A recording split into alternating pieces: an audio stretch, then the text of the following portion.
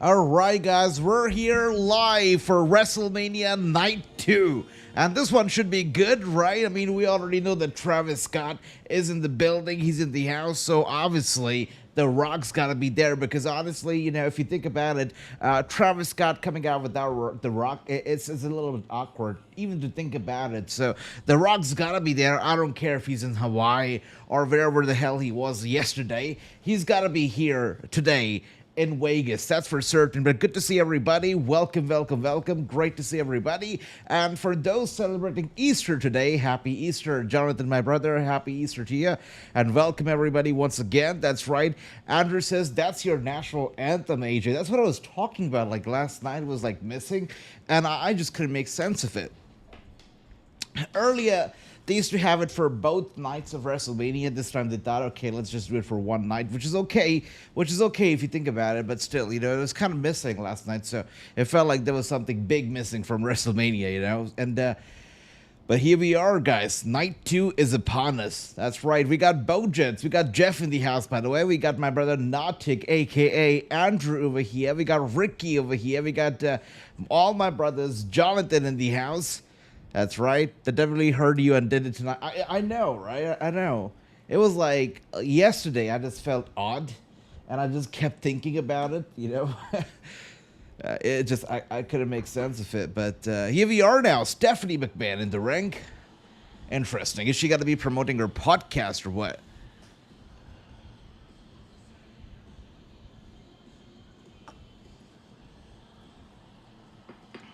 Good to see everybody. Welcome. We are live for WrestleMania Night 2.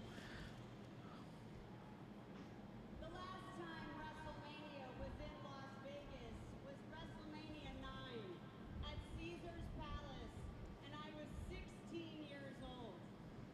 Here we are today at Allegiant Stadium for WrestleMania 41, and my middle daughter is 16 years old. WWE has always been a part of my life, which includes all of you. You are a part of my family because WWE is family. And I am so incredibly proud to say, welcome home and welcome to night 2 of WrestleMania!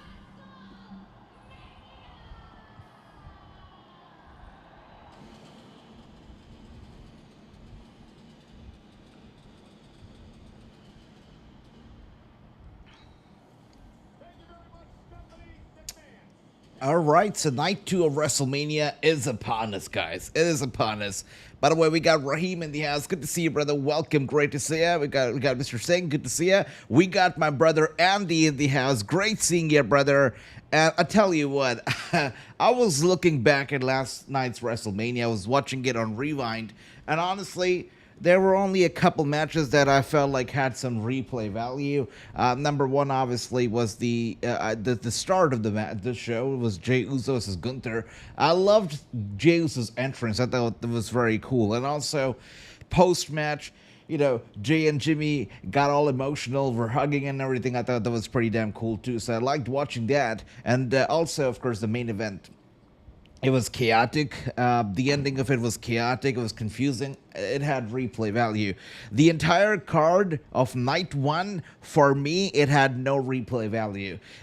Honestly, I watched the whole thing again. It felt like night 1 was just weak. It was lightweight. It was one of the weakest nights of WrestleMania history, I felt. But hopefully, night 2 is going to be much better, and it's going to really go beyond our expectations. And here we are. Io Sky actually starting things off here. Interesting. I wasn't expecting the women's match to kick off the show tonight, but here we are now. We got Io versus Bianca versus Rhea Ripley, and this one obviously is for the WWE Women's Championship. That's what's happening here. We got my brother Bojets, Jeff over here in the house. It's been a long time, brother.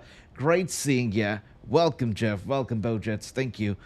Great seeing ya. We got Ricky over here. He's saying main event was good last night. Rest of the show was mid. I felt it was not acceptable for a WrestleMania show. I used to think that WrestleMania 27 was the weakest WrestleMania ever. After all, we had Michael Cole versus Jerry Lawler as one of the matches. But still, maybe I was wrong. Maybe WrestleMania 27 was not the weakest. Maybe night one of WrestleMania 41 will go down as the weakest.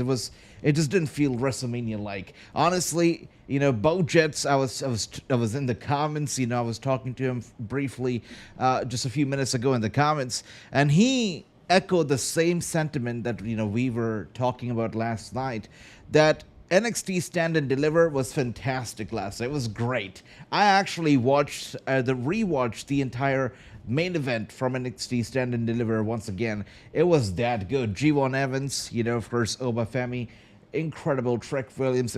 They just created magic. The women's North American Championship match, ladder match, was incredible. So yeah, I can absolutely with 100% confidence say that Stand and Deliver delivered better wrestling, better and more compelling action than WrestleMania Night 1 did. But hopefully Night 2 is going to be much better, Ricky says, I know AJ Michael Cole, he told Pat, Women's World Champion is opening Night 2, I see. All right, Ricky, that's cool. The Genies of Sky, Io Shirai, should retain the title. So we got Andy here saying that Io Sky should retain. Jeff says, why is it necessary to have a 3-hour pre-show?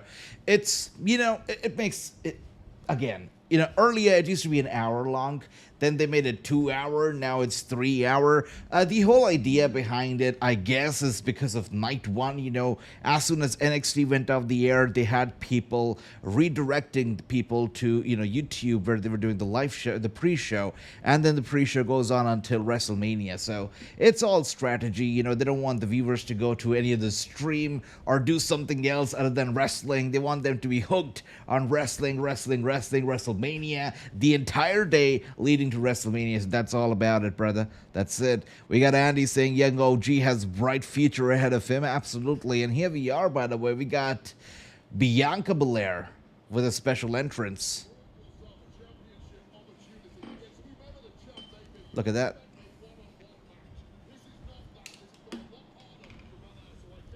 Take a look at that.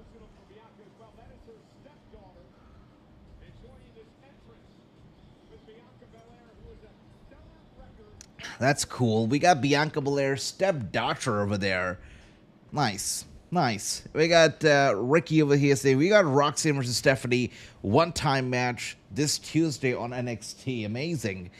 Good stuff. And I'm assuming that after this, Roxanne's got to be for a good main roster member, as she should be, as she should be.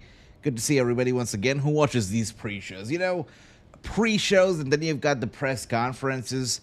They're cool, but they're not for me. I mean, I would rather watch the press conference, but I would watch them later. But it's immediately following the show, it just gets exhausting. So, but good for the people who do watch it. It's great. It's great. And here we are now with Bianca Belair. Look at the jacket. Look at the gown, by the way, that she's wearing right now. All made of red roses. Isn't that beautiful? That's great. Ricky says, I think Naomi is coming out and attacking Bianca and making her lose the match tonight. That's interesting. It could happen. It could happen. I mean, she looks beautiful there. I absolutely love the outfit. Love the red roses. I think Io Sky, who's standing behind her in that corner, I think even she cannot help but smile because that gown looks absolutely bananas. It looks great. I'm sure it would look great on Io Sky too, and she probably wants to wear it. It looks that good. What is that? The juice box. Oh, Minute Maid juice box. Okay, cool. Cool. All right. All these sponsors that WrestleMania and WWE now has, right?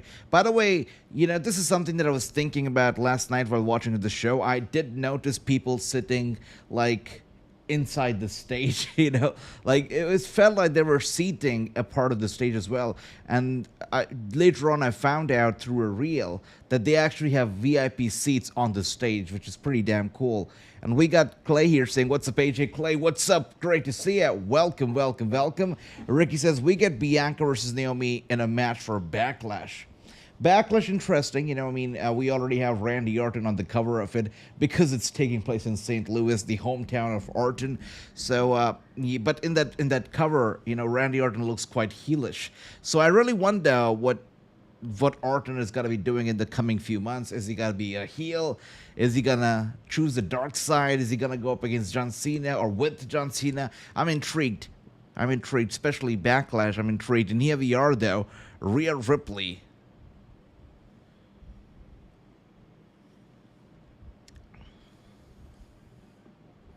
Okay. All right. The emo princess, Rhea Ripley, is here. That's right. Jonathan says, I wonder if he will see The Rock tonight. Look, according to Rock's Instagram, he was in Hawaii yesterday. But, you know, Rock's a rich man. I'm pretty sure he can afford a trip, if not a trip, a private jet, down over here to Las Vegas. Wouldn't be a problem for The Rock. Travis Scott is in the building. Travis Scott is indeed in Vegas. He is indeed at the stadium right now. So I'm almost certain that if Travis Scott's there, The Rock has got to be there. Without The Rock, Travis Scott coming out all by himself, trying to interfere in the Rock Cody match. Cody Cena match. It just wouldn't make sense. So yeah, I mean, I do feel that Rock's got to be here. He has to be here. He must be here. Ricky says, hey, Jonathan, much love, guys. I think The Rock is in Hawaii. He might not see The Rock tonight. I think we will. You know, The Rock, and, you know, these wrestlers try to manipulate you to thinking that, oh, they're not going to be there, you know. But I do believe that he's going to be here tonight. I do think so. Andrew says, I'm sure those seats are very expensive. So online, according to those comments, they were about $10,000 for the package, which could be true. You know, right now things are crazy. If they have the audacity of selling John Cena's used T-shirt from Elimination Chamber for $75,000 at WWE World, I think $10,000 seats are no problem. You know, I mean, John Cena literally used to throw these shirts away. I'm pretty sure he still does. I don't know, but we will have to see if heel Cena still likes to throw shirts away. But he used to throw shirts away literally for free. So now you're charging $75,000 for it? It makes no sense. We got Ricky saying, AJ, how's your voice tonight? I'm good. Yeah, I am good. I'm good, you know. I'm great. Thanks for that, Ricky. Thank you. Did you make hot tea? A lot of it. Even during the watch along yesterday, I kept drinking tea. You know, I got like 3 cups of him or something. Alicia Taylor looking good, by the way. You know, a lot of people, I know Ricky loved her as well, but a lot of people used to love Samantha Irvin, and she was good. She was talented and everything.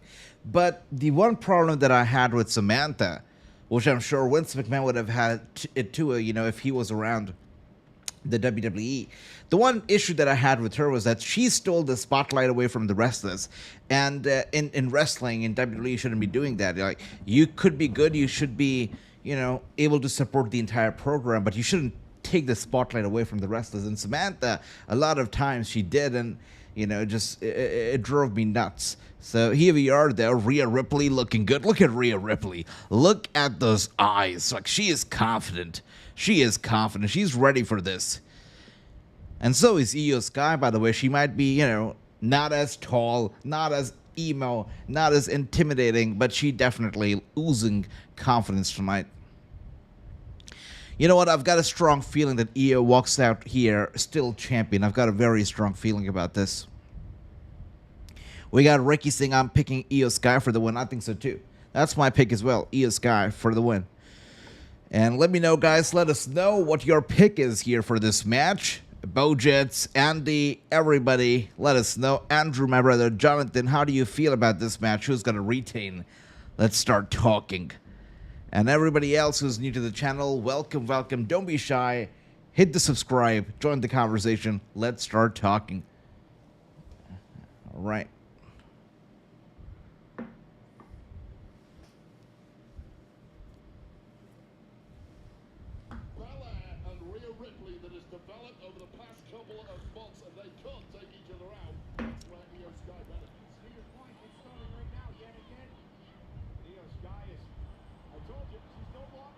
Wow.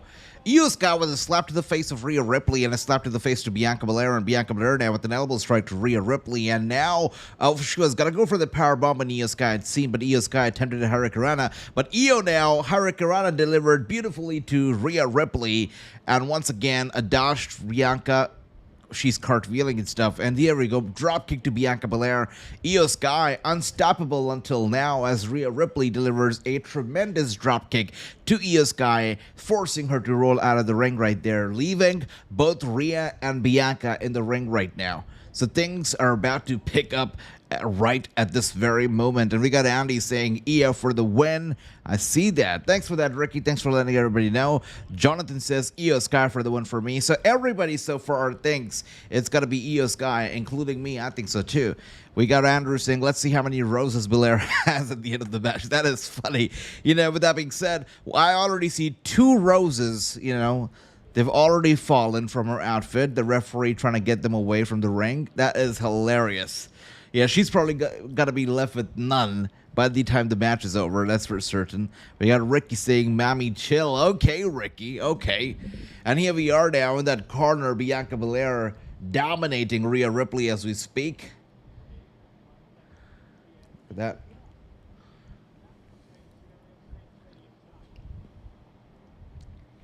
And now Io and Rhea Ripley squashed in that very corner by Bianca Belair, dominating both the women. I'll show boarding right now and a few punches straight to the head of Io and Rhea. One at a time, one at a time.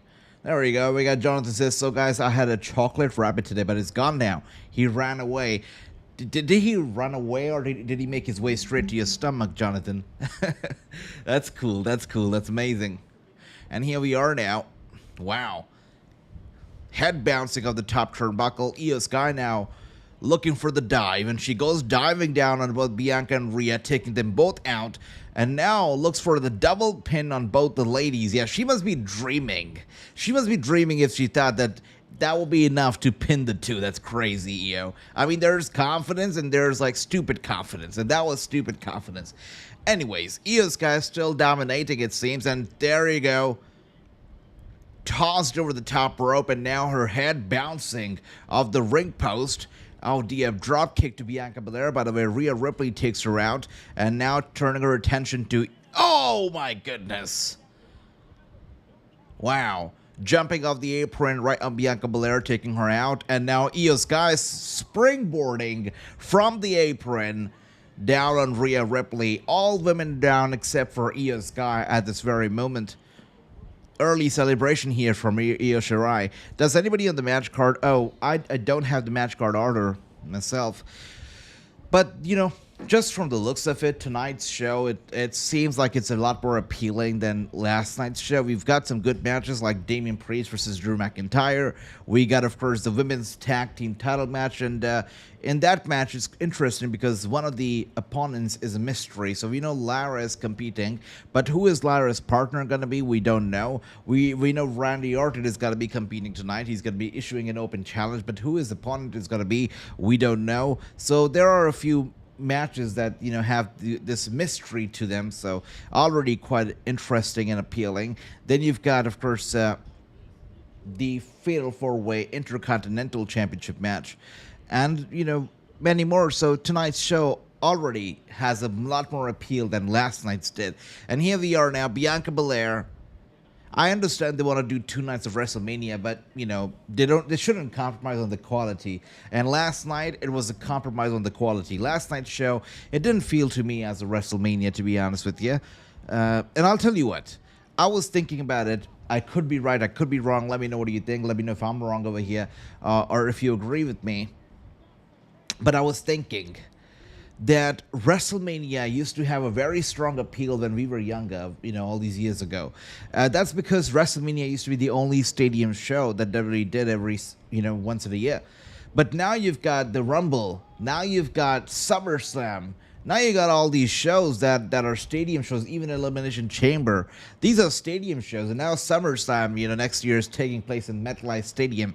So it feels like WrestleMania is one of many. It doesn't feel like WrestleMania is the only one. I'm not saying, that you should be diminishing the value of your other pay-per-views, but I feel like elevating them to the same standards as WrestleMania is diminishing the value of WrestleMania. What makes WrestleMania WrestleMania is not just the matches, but it's all the aura around it. It's about the festivities. It's about the big venues, the larger than life booking, the hype, everything about it. But, elevating the other shows, they're not doing much to WrestleMania to elevate it, especially with weak matches like we saw last night. It just diminishes it. And last night, we saw WrestleMania, the brand, diminishing, I felt. But let me know if you agree or if you don't agree. But here we are, by the way. The action is picking up right now on TV. We got Jonathan says, I'm too broke for Starbucks, Ricky. What's going on over here? Hope Rusev is coming out tonight, says Ricky. I hope so too. And hopefully with Lana. I would like to see Lana here.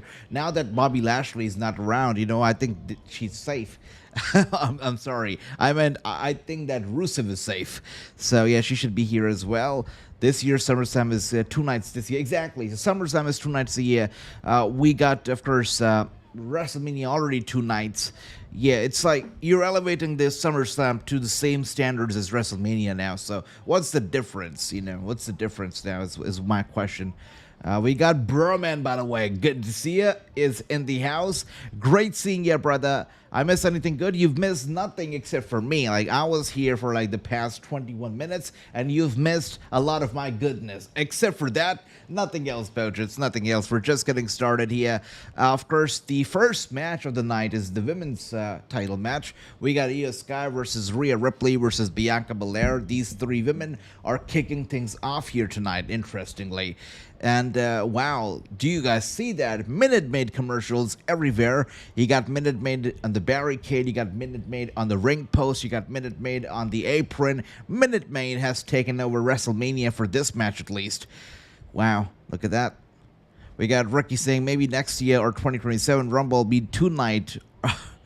You never know, it can happen. 1 night for Women's Rumble, 1 night for Men's Rumble. Why not? Let's do it.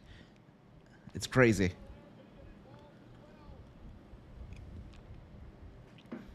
Seems like Bianca's gonna go for a crazy superplex right there off the apron. Reverse superplex, taking out both Rhea and Io at the same damn time, and also causing a lot of damage to her own body in that attempt. That was insane. I hope Bianca's okay. Wow. It seems like she pulled a muscle or something over there. It does seem like it. And hopefully she's okay. That was a rough landing. That was a rough landing. By the way, my brother True is in the house. Great seeing you, True. Welcome. Hope you're doing well. And he says, evening, gentlemen. I'll be off and on this watch along. That's okay, brother. Even last night, we all were turning on and turning off because, I mean, not literally, but mentally, because last night was such a roller coaster, some of the moments were great, they were amazing. Some of them not so great. So it was like a roller coaster of a bit, but no, True. Great seeing you. Welcome. I hope you're doing well. Happy Easter to you. And yeah, much love, True. Great seeing you here. Anil, welcome. Great seeing you. Welcome. And by the way, drop kick from Io to Rhea. Rhea goes down hard. And Io, once again, an early bit of a celebration here. Yeah, still. Oh my goodness. Bianca Belair interrupting that early celebration from Io Sky, taking her out just like that.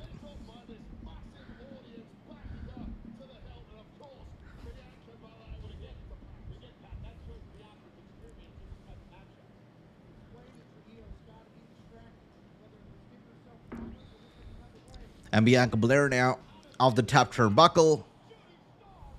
Beautiful shooting star, and now you got a kick to the side of the head of Bianca Belair from Rhea Ripley, just as she was about to pin Io Sky.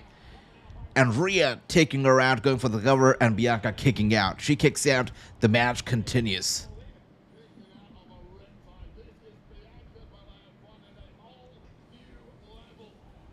That is crazy. Shooting star, riptide, and the match is still going on. Insane, insane.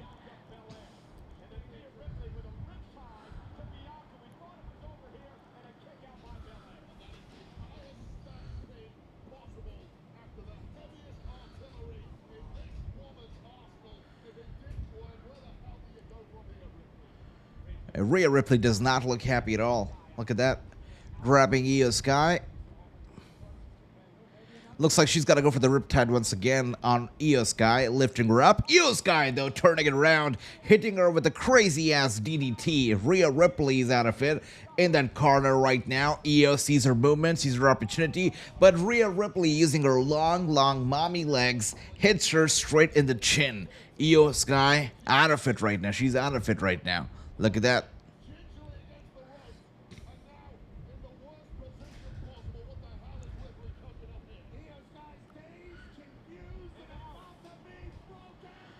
Yeah.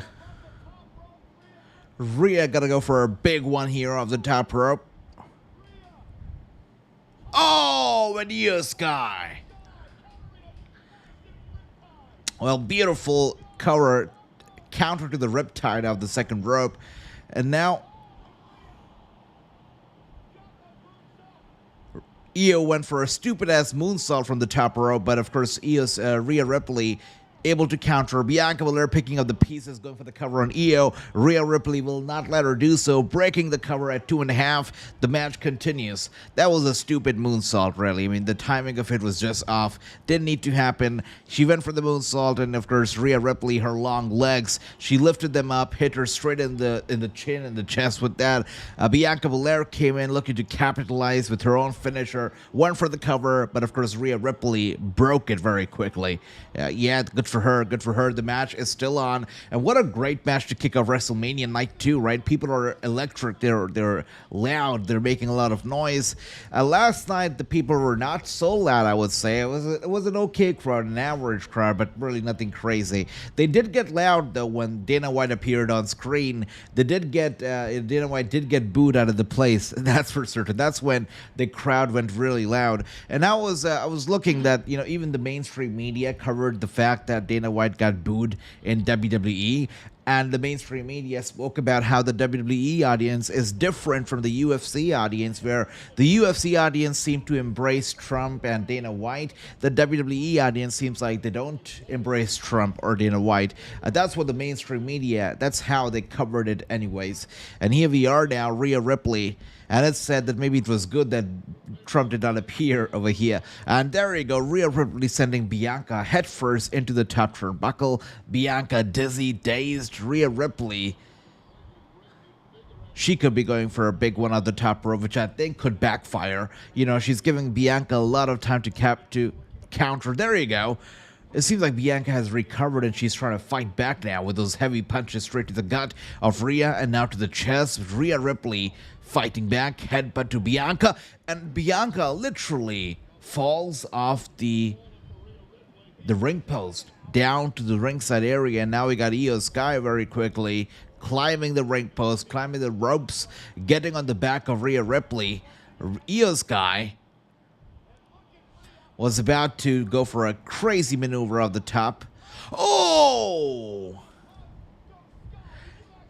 Rhea Ripley just flipping her over, sending her face first into the top of the ring post. Yeah, Io Sky's out of it. Bianca Belair, though, grabs Rhea Ripley, went for the finisher. Rhea Ripley with a nice counter. Now they're trading those punches, those heavy punches back and forth. You got a headbutt to Bianca Belair. Bianca Belair in trouble. Rhea lifts her up, and Bianca whipping her with her hair, with her ponytail. Is that even legal? Wow. Oh my goodness, that's crazy. And Io Sky is still your champion.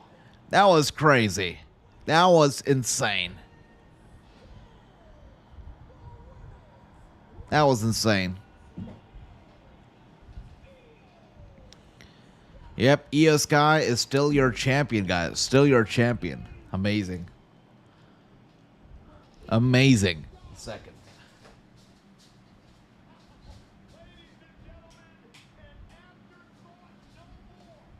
That was crazy. What a great match, really. What a great match.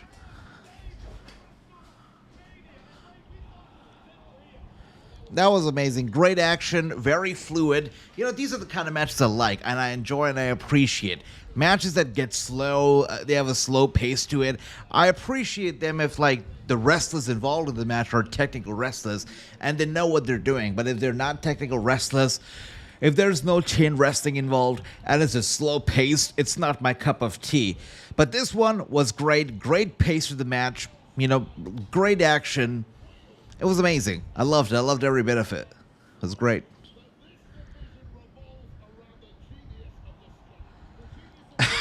That's funny. Am I being too nice right now, Andrew? Is that right? No, but last night, you know, the start was good because Jay Uso came out, you know, with such hype. They had the flags, they had the cheerleaders, they had everything. The start to WrestleMania with Jay Uso was cool. I liked it. But, of course, as the night went on, it was like, I needed my sunglasses, you know. I needed my sunglasses. So you're right, Andrew. You're right. But hopefully, you know, I'm optimistic about tonight. I'm optimistic about tonight's show. I want to be optimistic about tonight's show. So that's that. But Io Sky is still the champion. Great pick, by the way, everybody. Great pick because you were all right. All of you. Great picks. Io Sky is still the champion. Right, let's see. What else do we have here? We got Andy here saying Bianca needs have her hair cut. No more using her braids. That's just my opinion. Yeah, the way she used her braids tonight, I was like, is that even legal? But then again, a triple threat match, it probably was legal. But you're right about that. She has a weapon at hand every single time, right? I think it's going to happen, though. One day, Bianca Belair is going to be involved in a crazy hair versus hair match. I mean, if John Cena can turn heel, you better bet that Bianca Belair can be involved in a hair versus hair match, and that would cost her braids. I think it's going to happen. It's like money sitting on the shelf. They just have to, you know, use it. It's going to happen eventually. 100%.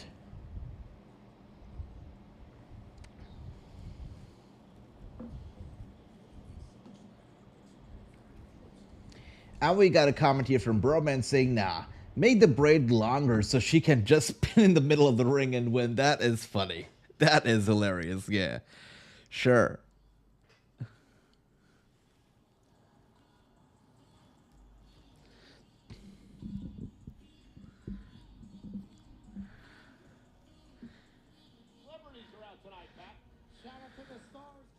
All right, let's take a look at the celebrities here.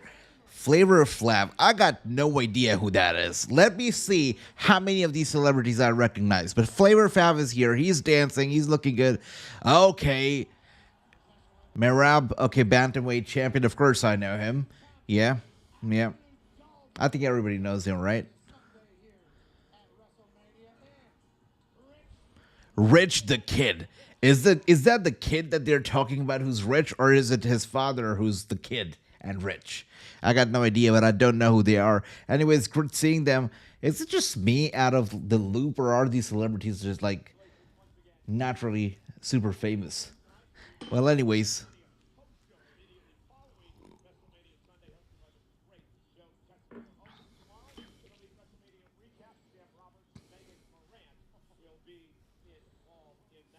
Oh, Public Enemy. I think I've heard the name. I don't recall it. I mean, I don't recall who he was exactly, but I think I've heard the name. I do recall the name, but I don't recall anything else. But thanks for letting me know, my brother, bro man. Okay, coming up next is a serious match, a match that I know that my brother Jonathan had been looking forward to quite eagerly. It is the Sin City Street fight between Damian Priest and Drew McIntyre.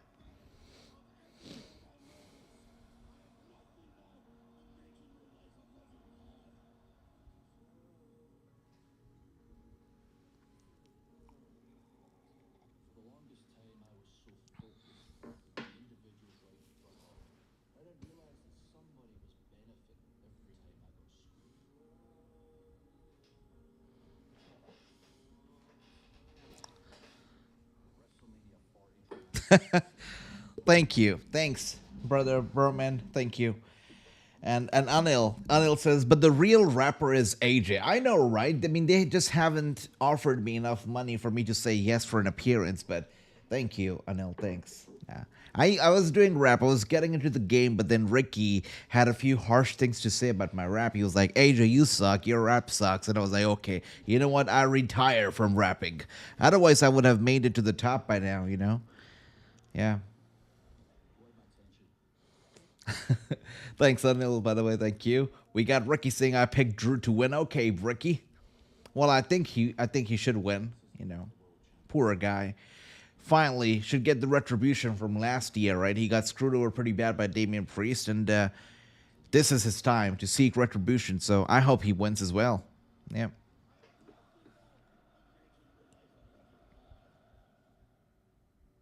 Drew McIntyre, the victim. No holes in your logic, right? You're a hypocrite. You make excuses, you bitch and complain, and you point your finger at every Well, okay, Ricky. Okay.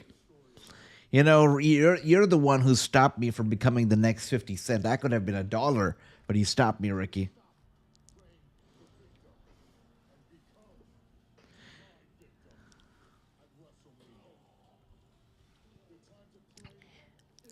All right.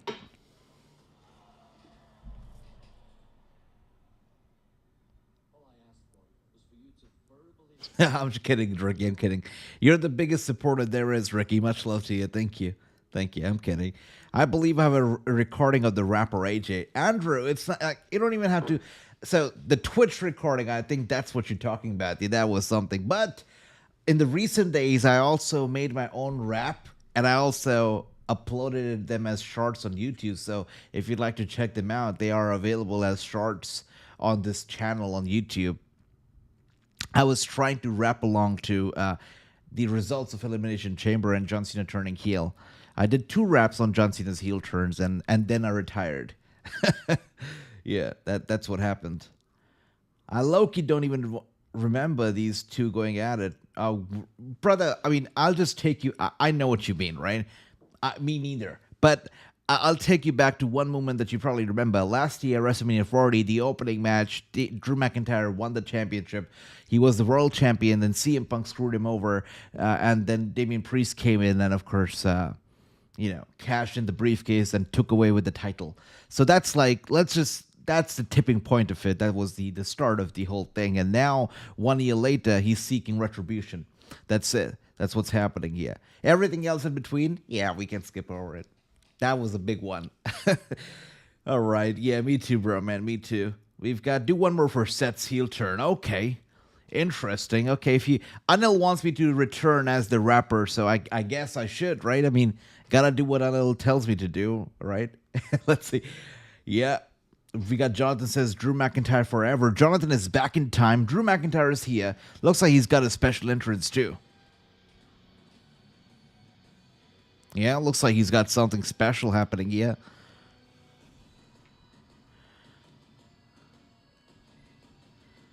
I'm not sure. I'm not sure what that helmet signifies.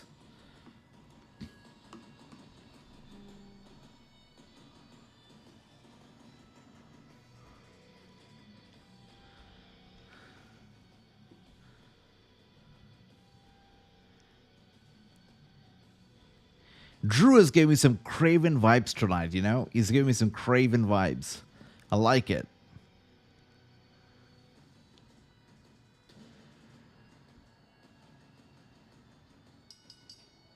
I mean, cool. Nice.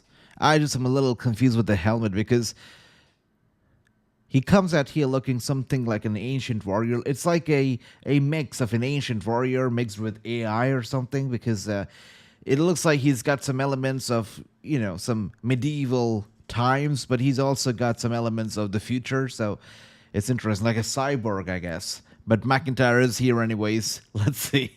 Broman says lean meat versus lean meat. Interesting comment. Claymore in Damian future. Let's see, brother. Let's see. So we got Andy saying that it's a Claymore in Damian Priest's future. He thinks that Damian Priest is going to lose this match. I think Ricky said that Drew McIntyre is going to win. I already know that Jonathan thinks Drew McIntyre is going to win, and I think so too. I think Drew McIntyre, he should win. I think he should win. Yeah. Did they botch the fireworks? I heard the fireworks. I didn't see the fireworks. So I think they must have gone off somewhere. I think. I'm sure it has to do something with some video game. I thought so too. That was my first. Yeah, there. I don't see any. I tried to see if there's any mention of a video game or logo. I don't see any of that. But that's what I thought. That was the first thing that came to my mind when I saw that helmet and I saw the gear. I thought, oh, this is something like Gears of War or some kind of like a video game. It could be, or maybe not. I don't know, but definitely feels like it. Last night when we saw the tag team. Oh my gosh. I thought they were gonna botch the flames in the ring post as well, but nah, they were fine.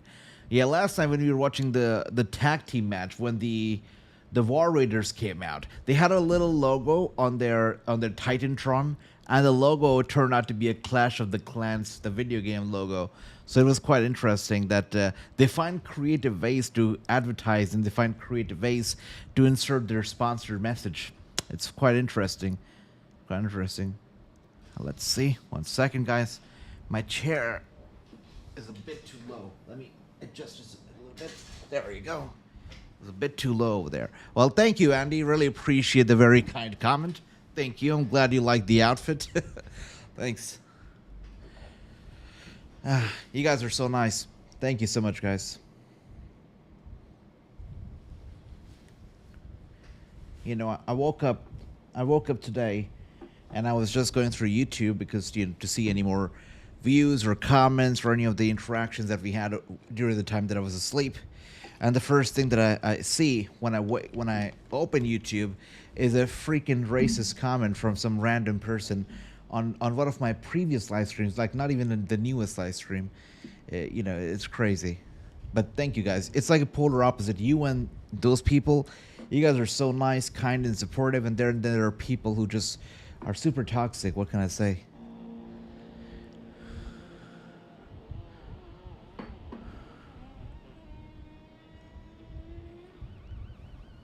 Damian Priest with a special entrance, yeah? He's got the band and everything. That's cool. Good for him. I think this is the first time that he's getting a live... Yeah, that's definitely the first time he's getting live music for his entrance, right? Pretty damn cool.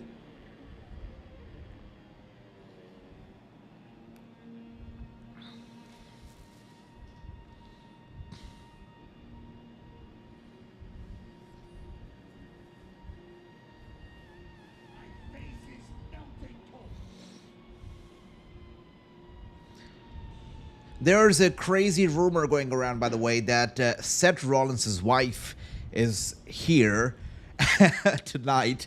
Of course, we saw a video clip of herself from last night reacting to Seth's heel turn and Paul Heyman joining him, right? But there's a rumor going around tonight that Seth's wife, Becky, is here tonight, and she has brought her ring gear with her, so,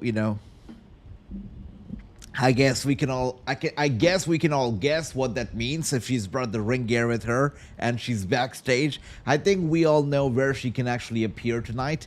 There's definitely one spot open, so let's see if that's gonna happen. We got Brahman saying my chair's doing the same thing where it sinks down slowly randomly. Yeah, it's like it's the funniest thing ever, brother. It's super awkward if it does it on camera because like you're sitting here right now and it's a good height and everything, and like 30 minutes 20 minutes later you'll see me like here. It's like don't get me started. I have another chair. It's a new chair, but the problem with that chair is that its height is way too low. It doesn't go very up, so I like this one better in that case, but and here we are now. Damian Priest looking good, by the way. Never looked better. Never looked better.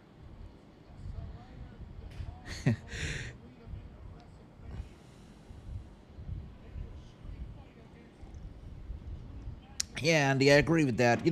When people leave such comments, I just like, first, I used to get really bothered and really hurt by comments like these. And these comments are not very rare. I do get them here and there. But it's okay, Now I feel like I have a thick skin, so I just like try not to get bothered. But when I do get these comments, the first thing that in my mind is like how sad it is, right? That people carry such hate, this baggage of hatred with them, so much hatred that they feel like it's okay to like randomly comment some hatred, spew out some hatred on a random person's account without knowing them, without knowing anything about their beliefs, anything at all. Just spew out some hatred. It just makes no sense. What can I say? You gotta feel bad for those people because you wonder what's going on, in their mind, how they're feeling, and how ignorant can somebody be to make such comments. But what can we do? Let's see. By the way, we got Broman saying with the comment, "Bisexual Undertaker." I'm just glad that he distanced himself from the Judgment Day, because the Judgment Day right now, nah, it's below Damian Priest. Damian Priest is just too good for the Judgment Day. There you go. He gives the nod to the musician. Damian definitely enjoyed the live music for his entrance. He deserved it. That's right. We got True over here saying it's going to be Drew McIntyre who will win the match, and I agree. I think everybody said that it was going to be Io Sky for the previous match, and everybody so far has said that it's going to be Drew McIntyre for this match, so that's that. We got like an AC/DC concert here. That's right, brother. That's right, Jonathan.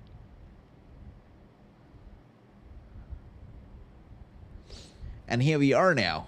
Look at that.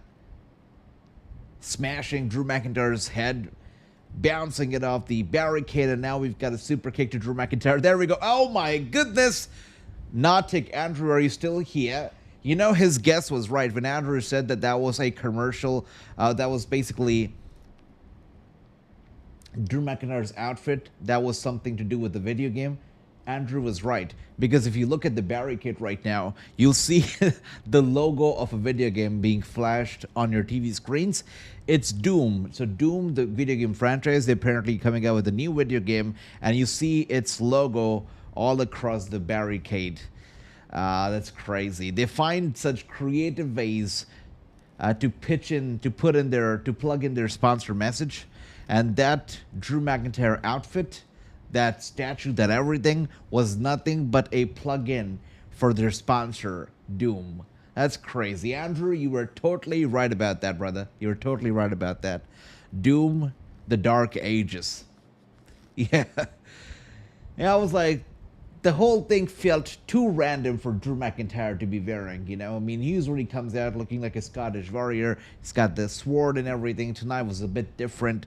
It didn't make a lot of sense, though. Of course, it had to be a video game. Yep. And here we are now. We got Damian Priest searching for something under the ring, and he pulls out a wooden table.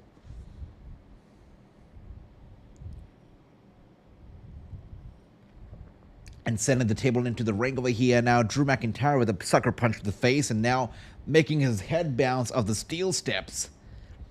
And once again, head bouncing off the commentator's desk. By the way, guys, if you go back to night 1 of WrestleMania and go to the final 2 minutes or 3 minutes of the broadcast, I was watching it last night, rewatching it actually, and I came across this moment where I feel CM Punk thought that the cameras were not on him, and the referee was, CM Punk was laid out on the mat, the referee was talking to him, and CM Punk was engaged in a conversation with the referee, and at one point, he said something, he nodded his head, and he started smiling, and I'm like, Punk, the camera is on you, brother.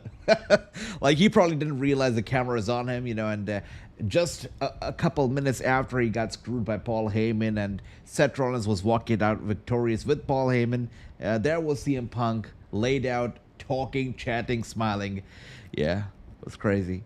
Check it out if you haven't, guys. The last couple minutes of WrestleMania. By the way, here we are, Drew McIntyre snapping a selfie here with Damian Priest. You gotta love that.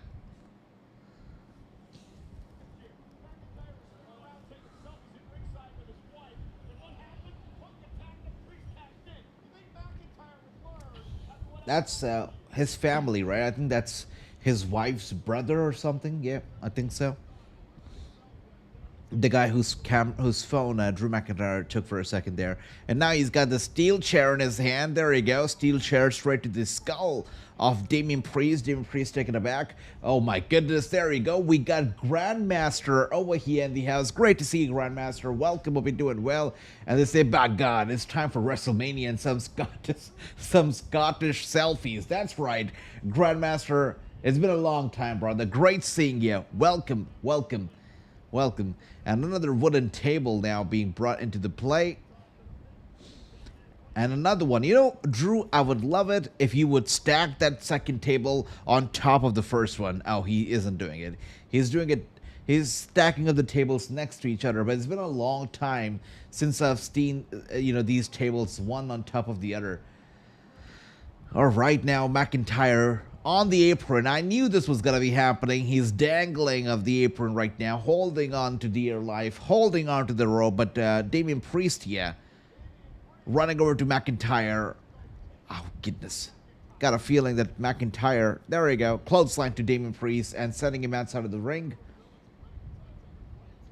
Saving himself for the moment right now, because a few seconds ago, McIntyre was almost about to fall onto the same tables that he had put up ringside. And now McIntyre is going to go for a crazy high-risk maneuver, but done it perfectly. Wow, beautiful dive off the top rope.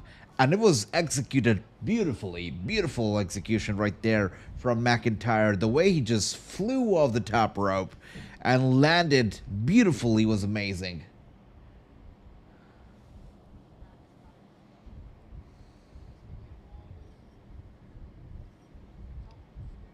And back inside the ring right now. There you go. McIntyre's loving it. Grande Luchador. Yeah. Grande Scottish Luchador. Oh dear.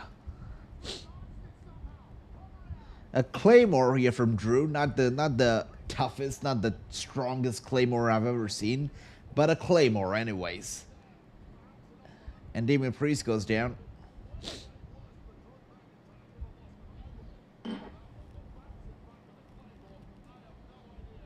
And steel chair in hand, McIntyre.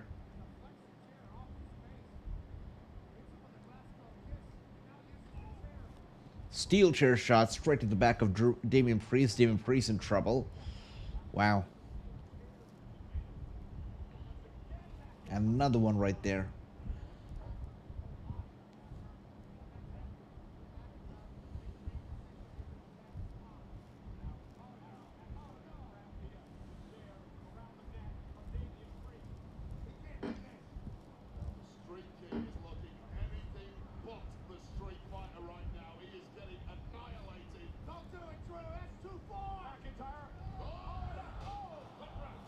Damian Priest with a steel chair wrapped around his neck and everything, still able to counter Drew McIntyre's move right there and send him down to the mat hard.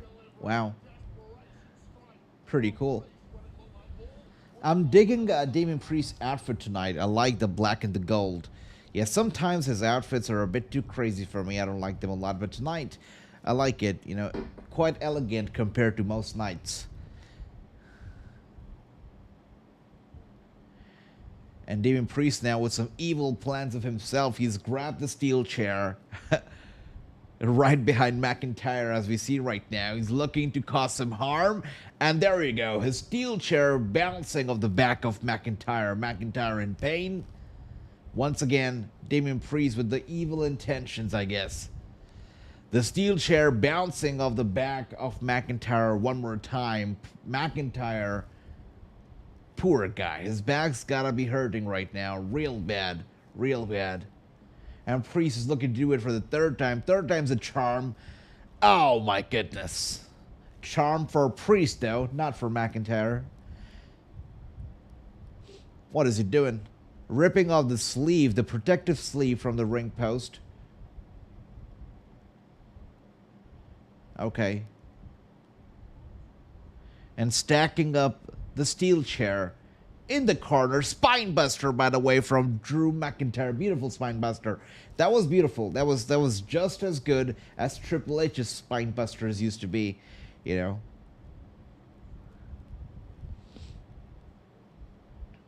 Triple H back in the day used to deliver some of the best spine busters in the business. And I think Drew's come very close as well. He does a good job with them.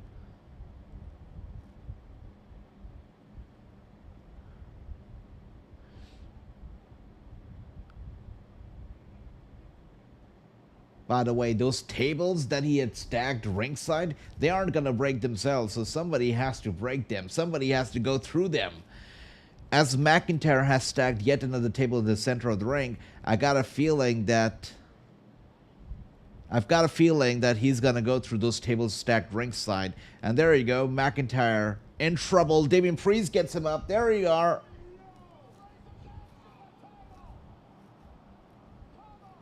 This is crazy.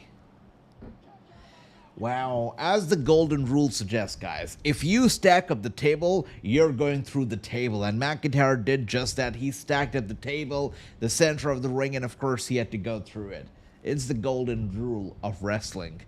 Anyways, the table split in two parts. The referee trying to get rid of it over here.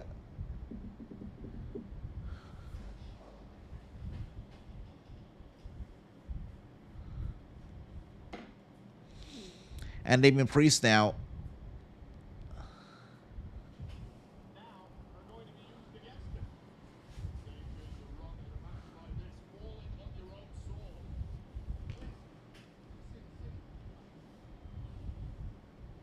Maybe so is it to the end. Priest now, somehow, some way, and now McIntyre, front right to the eye. That's insane. McIntyre literally digging his thumbs into the eyes of Damian Priest, and now they are on the steel steps. McIntyre. That's insane. Future Shock DDT delivered with Priest's head bouncing on the steel steps, going for the cover, but Priest still somehow managing to get the shoulder up, managing to kick out. That Future Shock DDT on top of those steel steps. Crazy, crazy. And it not only caused damage to Priest, but also McIntyre. You can see the bruises on the back of McIntyre thanks to that DDT on the steel steps. That was insane. That was insane. You know, skin grinding against the steel, never a good idea. And that's exactly what happened with that DDT. You know, thankfully, Priest is not bleeding. Thankfully, he's okay.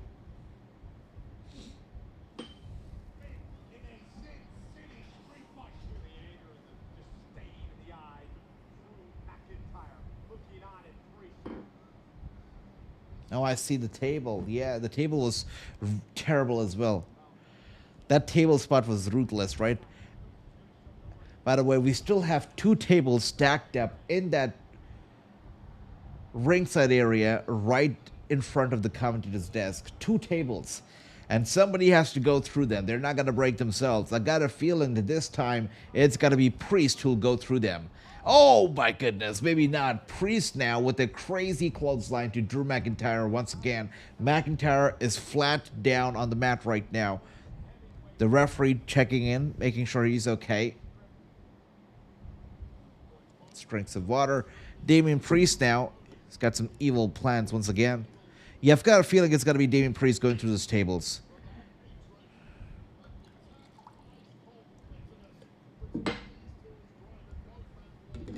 It cannot be Drew McIntyre. Not twice. It's not going to happen twice. Look, now Damian Priest is going for a... Yeah, Damian Priest is going through the tables in just a few seconds. It's going to happen. It's going to happen. There you go. Knew it. Knew it. There you are. Look, it was a bit too obvious. He was walking the ropes literally in front of the tables. It had to happen, and you know what? Well deserved.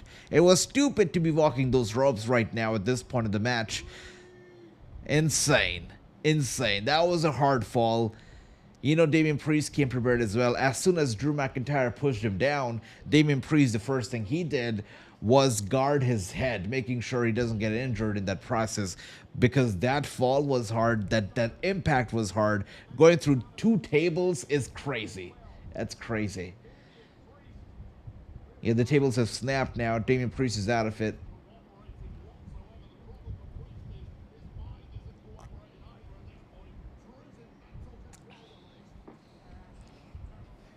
What a match.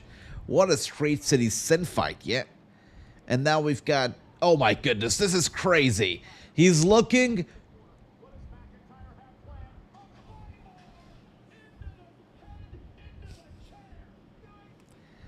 I heard the impact. It was pretty damn bad. I didn't have the courage to see it. Wow. Is he okay? Is he okay? I mean, Drew McIntyre showed no mercy, literally claymored his skull into the steel chair. Is he okay? Check on him, referee.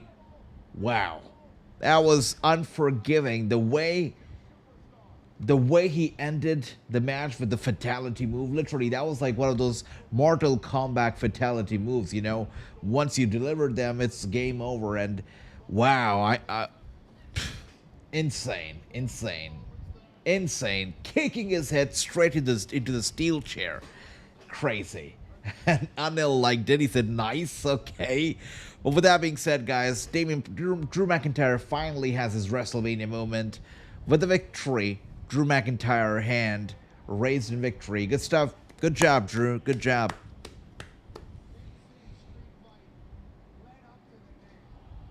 I know. Cheers, Jonathan. Justice delivered.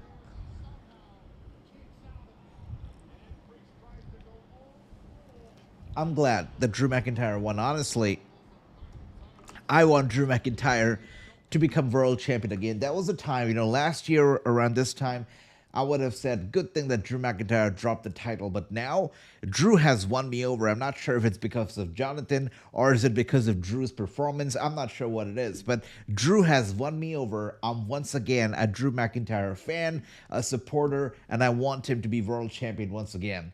I do. I'm not sure, Jonathan, if it's you, though. It could be you. But he's won me over. And there we go. Damian Priest in a rough shape right now. We got Andy saying Drew gave him a claymore in Priest's future. Wade Barrett said Drew sent Priest to hell. That's true. He definitely did. That was a crazy claymore, Andy. That was insane.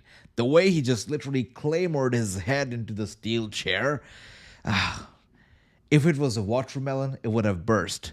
That's how bad it was. Insane. Insane, but beautiful ending to the match. You know, the Street City Sin fight was absolutely extreme. But that, by the way, the commercial that you're getting right now literally shows the outfit that Drew McIntyre was wearing, you know, heading into the ring. Gears of War. I'm sorry, Doom, yeah. Insane. They find some creative ways to plug in the sponsor message, right? Very creative, very creative. Yeah. And we got Anil says, we all want him to be a champion again, but not for 5 minutes. I agree. What happened to Drew McIntyre last time around, it was shameful. And then he became Mr. Money in the Bank, and, you know, what happened then, even more shameful. Yeah, I really hope that Drew McIntyre becomes champion, and longer than 5 minutes, you know. Hopefully so. By the way, I still cannot believe that we're going to be witnessing, finally, John Cena in action against Cody Rhodes. John Cena, you know, over the past couple years, he has wrestled, but his matches have been super unimportant. And also not the greatest matches, especially him losing to Austin Theory. I mean, you could not get me excited about John Cena match after that loss to Austin Theory at WrestleMania. I couldn't care less. But, you know, it's finally happening now. John Cena's last final WrestleMania appearance. And just wondering what his entrance is going to be like. I mean, John Cena has had some incredible WrestleMania entrances, especially WrestleMania 25 when he came out with like 100 John Cenas. WrestleMania 26 when he came out with the military guard. WrestleMania 2024, I believe, when he came out in the car, the Ford Mustang. I can go on and on. WrestleMania 20, no, that was WrestleMania 23. WrestleMania 24 was the one when he came out with the drums and everything. I can go on and on. I mean, he's had some great entrances. But what kind of an entrance are we going to be seeing tonight? I wonder. And there we are, DC in the house. A lot of UFC people, of course, here at WrestleMania tonight. DC looks more than happy. DC always wanted to wrestle Brock Lesnar in a WWE ring or in the UFC octagon. Never happened in the UFC, and now it will not happen in the WWE either because Brock's not here. So that's that. Oh, this is the guy who's going to be doing the roast of WrestleMania tonight, yeah? Okay. The guy looks roasted himself. Okay, let's see. We got Andy saying they have been They have been having way too many commentators for games. Yep.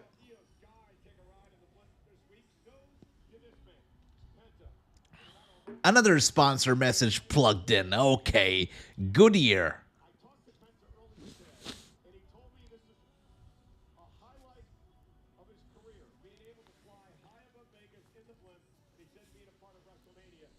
Good for Penta, though, right? I mean, both him and his brother basically debuting on WrestleMania the same year. Good for him.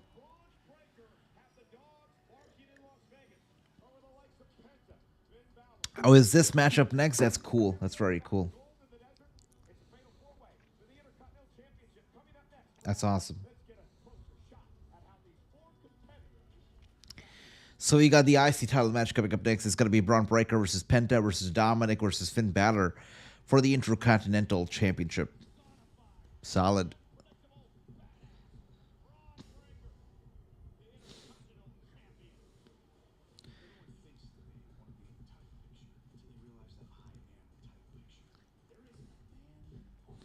I've got a feeling that Braun Breaker retains in this match. You know, this is his first WrestleMania, right? First WrestleMania. He's got to prove that he's a dominant champion. He's got to make that mark. And if some people haven't seen Braun Breaker or haven't noticed him yet, they'll definitely notice him tonight. WrestleMania, after all. I've got a feeling that it's got to be Braun Breaker. I think he's going to retain the championship. But we've been right all night long so far, you know, with our predictions, all of us. Because we have all predicted the same winner. But let me know, who do you think is going to win this match? We got 4 people in the play here. Braun Breaker, Penta, Finn Balor, Dominic Mysterio. I know that somebody said earlier, like a couple days ago, that it should be Dominic. And I like the sound of it as well. Dominic would be nice, but I think it's got to be Braun. Braun needs the victory. Braun needs the victory right now. You know, he's had a nice little title run, but winning at WrestleMania is crucial for him to solidify that run, solidify himself as a serious competitor who can, you know, go against the odds and win. So definitely, I think it's going to be Braun Breaker. I think so. Wow, we got Andrew saying Penta, we got True saying Dominic. I like that. So everybody so far has a difference of opinion. I said Braun. My brother Andrew said Penta. True says my brother Dominic. Okay, let's see. Dominic winning would be cool. Would be nice. But still, my money's on Braun Breaker.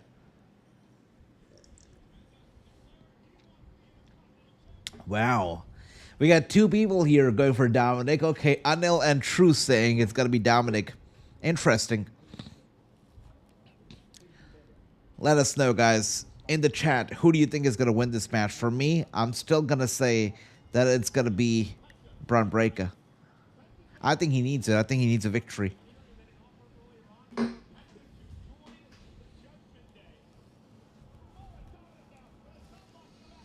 You don't always see me with these glasses, do you?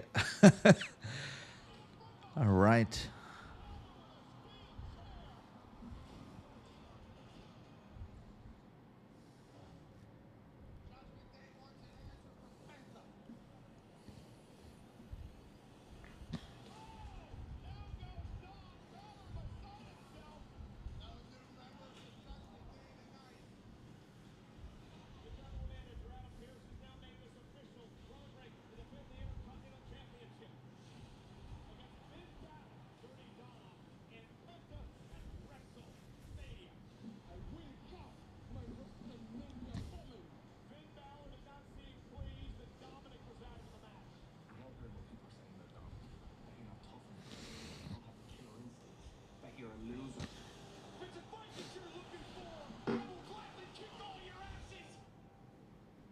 Okay, guys, it's time.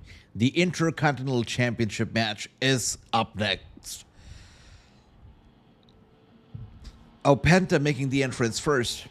His first ever WrestleMania entrance. Good for him.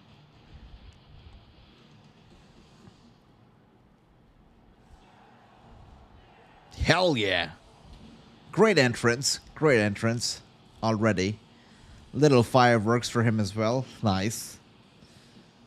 Nice. The power is up there, so, you know, it's a little hard to notice, I'm pretty sure, for a lot of people, but it's nice. Penta, look at that walk. That walk is something, right? It just gets you going. What a creepy crab walk, right? But it's something, it's something.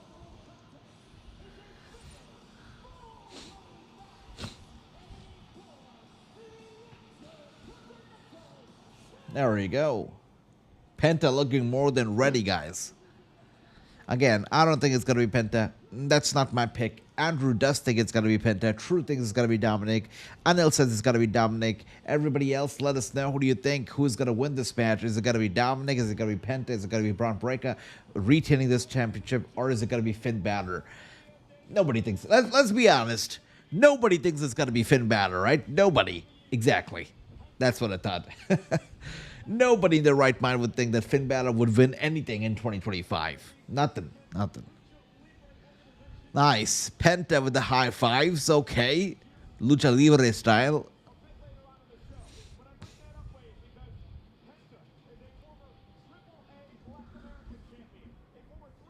Nobody thinks about Finn. Exactly, exactly. You know, Judgment Day right now, honestly, they should free themselves from the misery that is Judgment Day because it's sad. Judgment Day right now is nothing but a little room in the basement with the PS5 and Carlito playing it.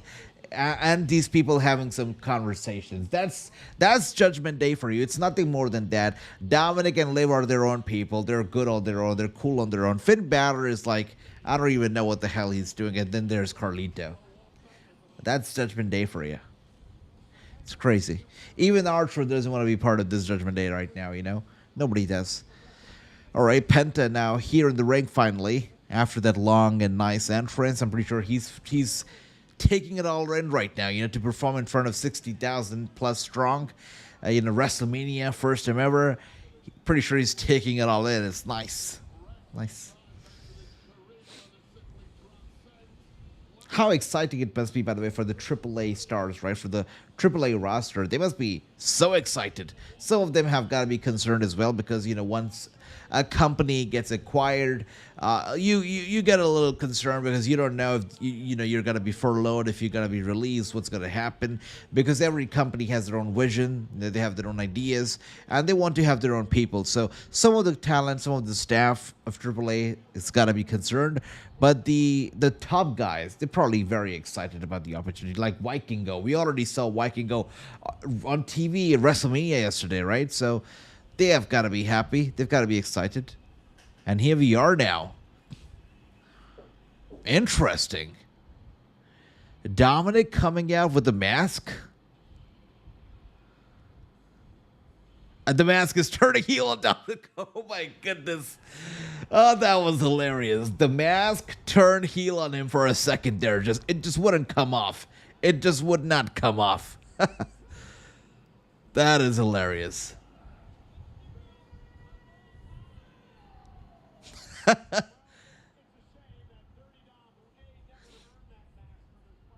That is hilarious. The mask would just not come off.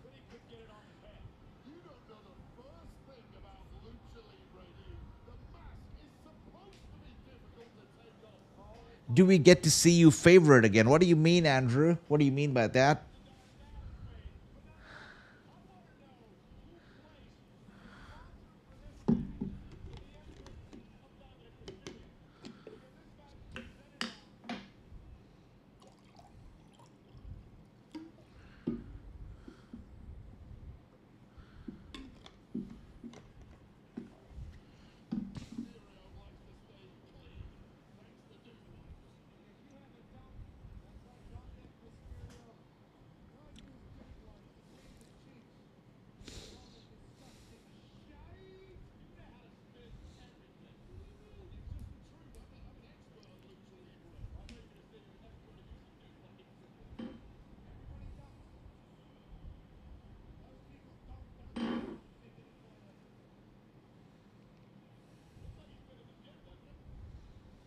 All right, Dominic with that nice and elaborate entrance over there.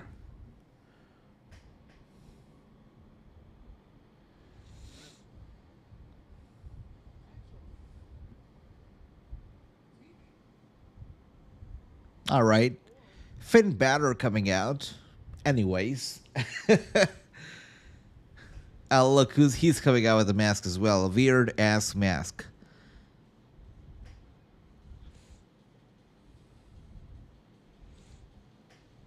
Does anybody care about Finn Balor? You know, I'd rather have him keep his mask on. That's how irrelevant he is, right? He looked better with that mask on, by the way. Oh, dear.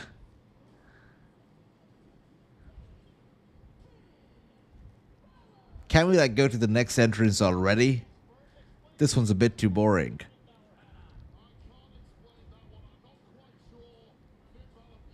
Oh, you don't mean... Oh, you mean... Oh, dear. You're talking about Matt Riddle, right? Nah. Hopefully not. Hopefully he's the one who's gonna get released.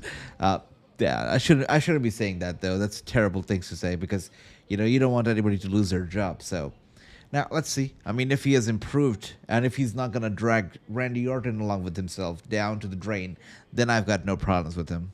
Or maybe I do. I don't know. I got a headache thinking about it. You know. Yeah, this guy, Matt Riddle, just sucks. We got the flip-flop thinking wrestler, I know, Riddle. Crazy. Also, Alberto apparently was under contract, some people said. But if he's still is under contract, I know he was serving some kind of a suspension already because of attacking a fan in one of the shows. He was suspended. So, for, I believe, a period of 180 days. And I feel like after the suspension, he's just going to get released because how do you keep a person like that on board? And if, if it comes down to the WWE, I'm pretty sure he's going to get released. I don't see Alberto actually returning to the company. Too bad of a PR, too bad of a PR with Alberto right there. And we got Andy saying, WWE wrestler better be nice, Pentagon. If they don't, then he will become Pentagon Dark and break arms with no mercy. Andy, you're right about that, brother. That got me hyped, actually, about Pentagon Dark. That got me hyped. Hopefully, he does go dark. That'd be nice. I want to see Finn show Demon King. Exactly, Andy. And I guess I cannot care about Finn Balor until and unless he brings back the Demon, the Demon King. Because right now, Finn Balor is boring. He's as boring as a snail. That's it. And here we are, by the way, with Braun Breaker. I don't know why he does the barking like a dog thing because, the last time we had the big dog, he was awful. So anything to do with dogs and pro wrestling doesn't entice me at all. He was pictured on the roster, says Andrew. Yep. Let's see. Let's see what's going to be happening, brother.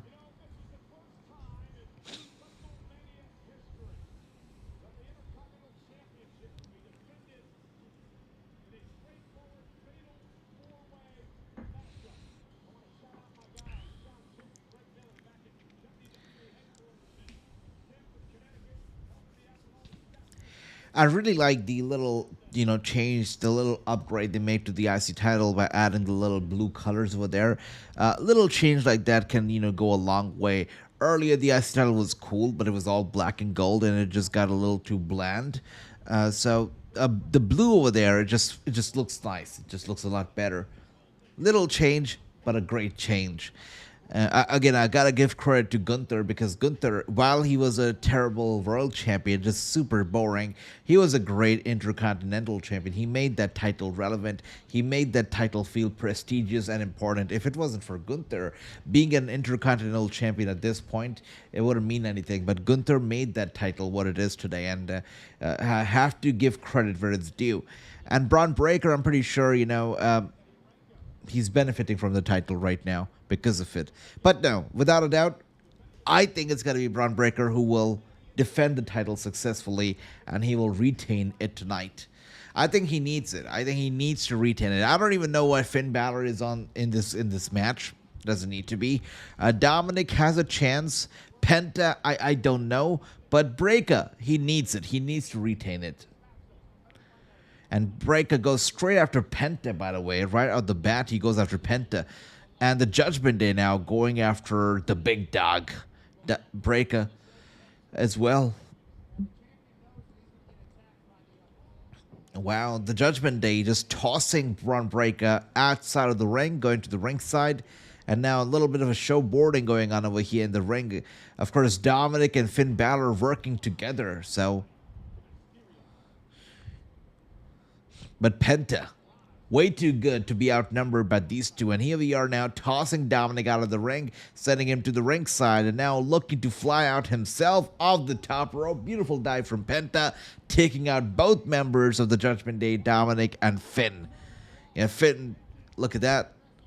Penta is feeling it right now. We got Andrew, much love to you. We got Sorry AJ was outside making taco. Ricky, I love that.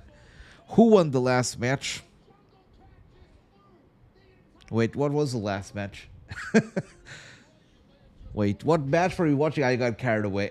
Somebody remind us, what was the last match? Thank you. I totally forgot. Oh, Drew McIntyre and Damien Priest. There you go. Thanks for that. So, no, that match was won by Drew McIntyre. Yeah, it's been so long since the last match because, you know, the match got over. Then we got a video game commercial. Then we got the video package. Then we got the match. The entrance is here. So, it's been a long time since that match happened. Yeah. But no, Drew McIntyre, he won the last match. And here we are now. Breaker. It's totally dominating Finn Balor. Thanks for that, Andrew. Thank you. Wow, and Ricky also says that Dominic's going to win the match. By the way, Dominic got speared pretty hard by a Braun Breaker right now. Went for the cover, but Finn Balor breaks the cover. And look at the way Breaker is looking at Finn Balor. Look at the way he's staring down at Finn Balor. That is funny. That is funny. And now Breaker sending Finn Balor over to the corner. You know, Rikishi said in his podcast the other day that, I think it was Rikishi. No, I'm sorry. It was Bischoff. Bischoff said it. Bischoff said it in his podcast. The only thing that is maybe going to stop Breaker from becoming a megastar is his height. I don't see it as a problem, but it was interesting that Bischoff brought that up. You know, I think Breaker is great anyways. And not everybody needs to be like, you know, 7 feet or something to be great. Look at Cody Rhodes, right? He's not that tall, but he's great. And here we are now, Penta.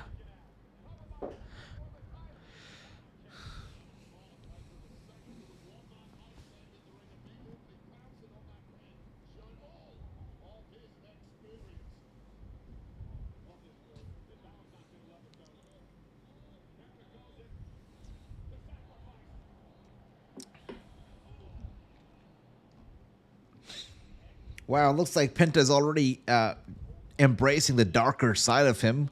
Looking to break arms already. Poor Finn Balor, by the way. Oh my goodness. No way! He did it just like that. Did you see that? Penta was about to lift Finn Balor up. And Braun Breaker grabs Penta from behind and hits the German suplex both on Penta and Finn Balor at the same time. And he did it just like that, so casually, like it was nothing. And now running over, oh my goodness, he ran over to Penta to spear him. Penta gets out of the way. Breaker goes shoulder first into the ring post. That's gotta hurt. And now Dominic here looking to pick up the pieces. Man, if Dominic wins, that's gonna be the heist of the century. Because there's no way that Dominic will win this match. It's a fatal 4-way, which means he can pin anybody. Anytime he can pick up the pieces, and if Dominic wins this match, it's gotta be because he would pick up the pieces. There's no way that he's gonna win because of his own, you know, skills or anything. And here we are now, Dominic, by the way, vintage Eddie Guerrero here, and Carlito shows up. The most annoying guy of the Judgment Day is here. Look at that. Penta and Finn Balor working together once again to take out. I'm sorry, Dominic and Finn Balor working together once again to take out Penta. 11 likes is great. If you haven't liked the video yet, guys, make sure to do so. It just helps the video, the live stream, reach more people. Thank you.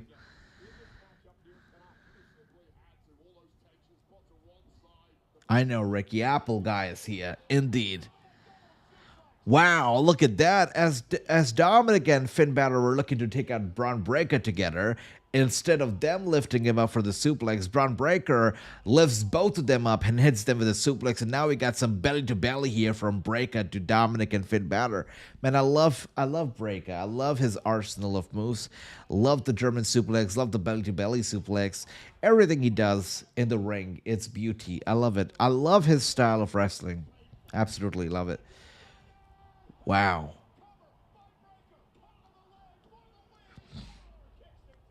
Big, strong guy, but he can fly and he can do things that, not everybody can do of his size. It's great. Explosivity and, of course, the high-flying moves. And the ring IQ and the second generation. I mean, the list goes on and on. That's why he's your Intercontinental Champion. Hall of Fame genetics. Son of Rick Steiner, nephew of Scott Steiner, the Steiner brothers.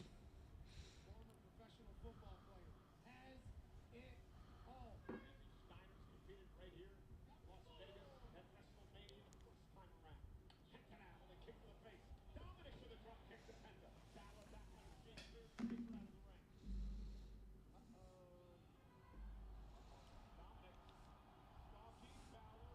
Now Carlito has to stop Dominic. This can't be. Oh my goodness, Dominic! Drop kicking Finn Balor, that's crazy. And a 619, and Finn Balor, though, grabs Dominic's legs.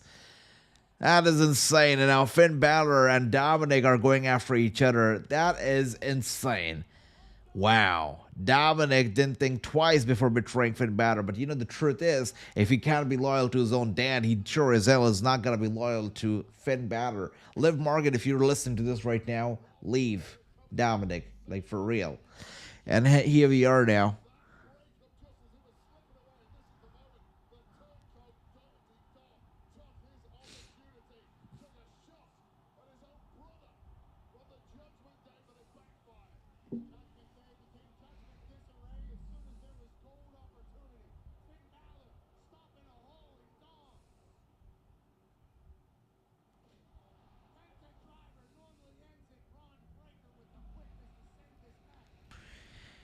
And now we got the two big dogs of this match, Penta and Braun Breaker, going up against each other. We got some trading of punches going on over here between the two of them.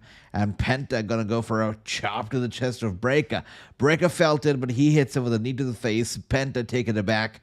Super kick to Braun Breaker. Braun Breaker now catching a breather. Penta running over to Braun Breaker. Was gonna go for the clothesline. Penta with the reversal. And now Carlito.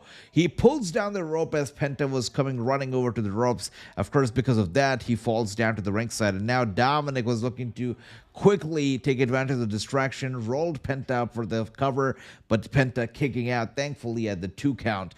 And Penta once again.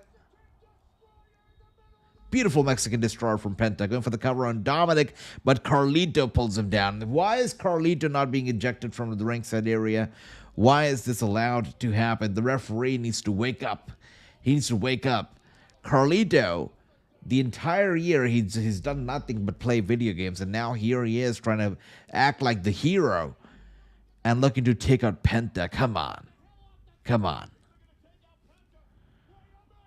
Braun Breaker, though, he sees what's happening. He runs over to Carlito and spears him through the table. Good stuff, Breaker. Good stuff. That's why he's my champion. Definitely my champion. Wow. Thanks for coming, Carlito.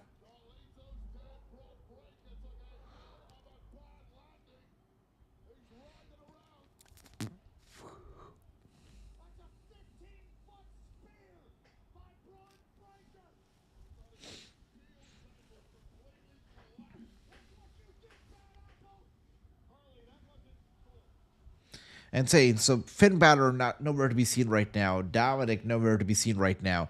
I have a feeling that Dominic's going to win because, these guys are resting at the moment. Breaker and Penta are going to destroy each other, and Dominic's just going to come in, pick up the pieces, basically. There you go. Spear to Penta. Dominic slides into the ring from behind. And the drop kick to Braun Breaker. He's going to go for the 619, it seems. And delivered right there. Legendary Rey Mysterio. Vintage Rey Mysterio. And now Dominic looking to fly. Finn Balor, though, screws him over from behind. Come on, Braun. You got to win this match. You have to win this match. So Dominic is still left hanging and dangling from the top turnbuckle. Pretty sure he's gonna stay there and eventually end up doing a frog splash of the top turnbuckle and maybe win the match. Let's see. Coup de grace right here from Finn Balor. He's got a frog splash. There you go. Knew this was coming. He's gonna win. Yeah. Saw it coming. That is crazy. Wow, you guys were right. Dominic is indeed the new Intercontinental Champion. Where's Finn Balor at? Oh, there she is. There he is. Good for Dominic. Good for Dominic. The Intercontinental Champion. Wow. Also winning the title in the grandest stage of them all. Wow, what a WrestleMania moment. Where is Liv Morgan? She needs to be here and celebrating. And she needs to start the celebration with Dominic right now. Beautiful. I was wrong. You guys were right. Dominic is indeed the new champion. I know, bro, man. The crowd loves Dominic. Does that make him a bad heel? I don't think so, but the crowd loves him anyways, right? And we got Andy saying, I absolutely love Pat McAfee. His comments are spot on for a playback. You're right about that. He does a good job, Andy. He does a good job.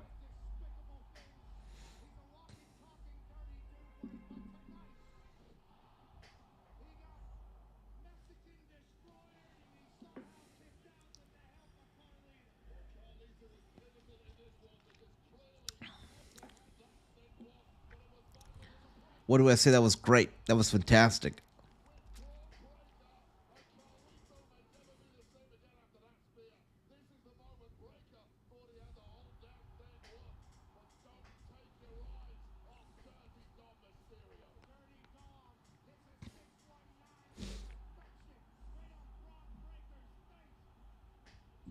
That was beautifully done. Yep.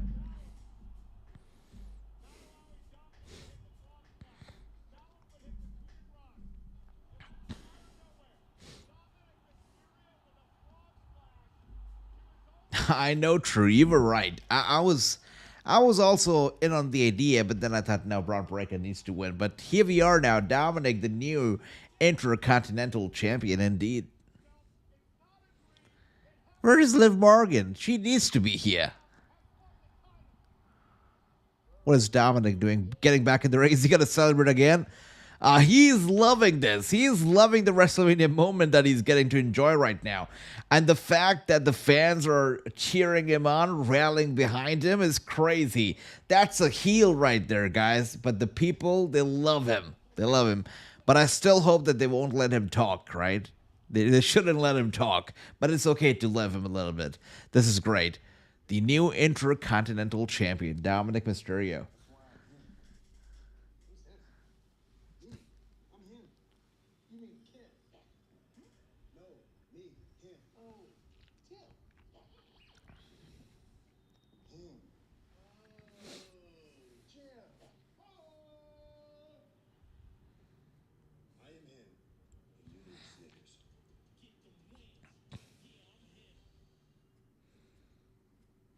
Oh, Snickers changed their...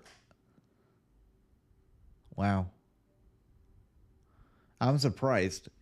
Snickers used to be you're not you when you're hungry, but now it says you're confused when you're hungry. So they changed their tagline. Interesting.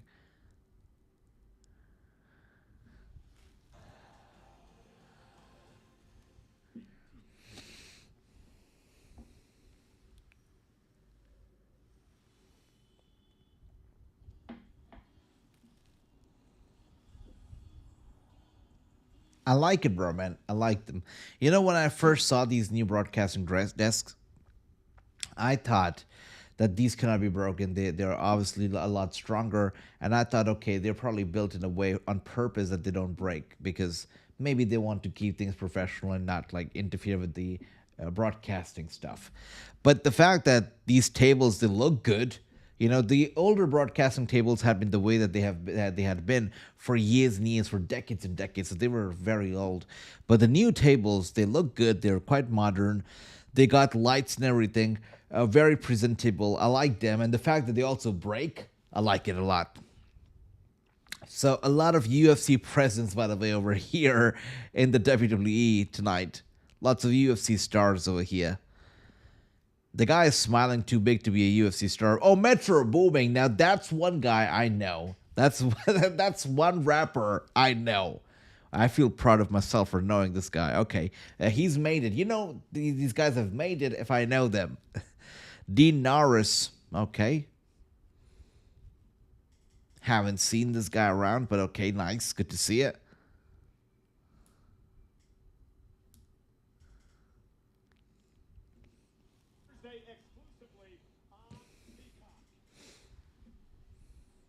Cool, cool, nice.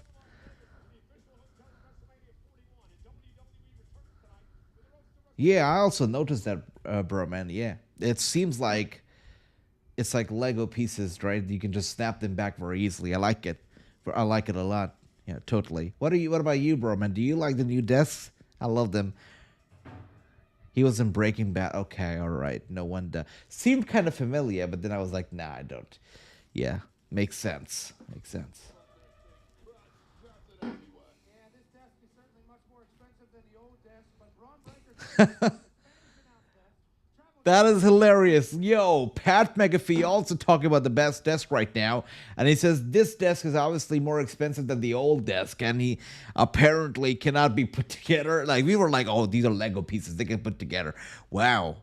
Apparently not. And oh my goodness, here we are. The match that I've been waiting for quite eagerly. I'm pretty sure all of us have been waiting for it quite eagerly. This one's going to be good.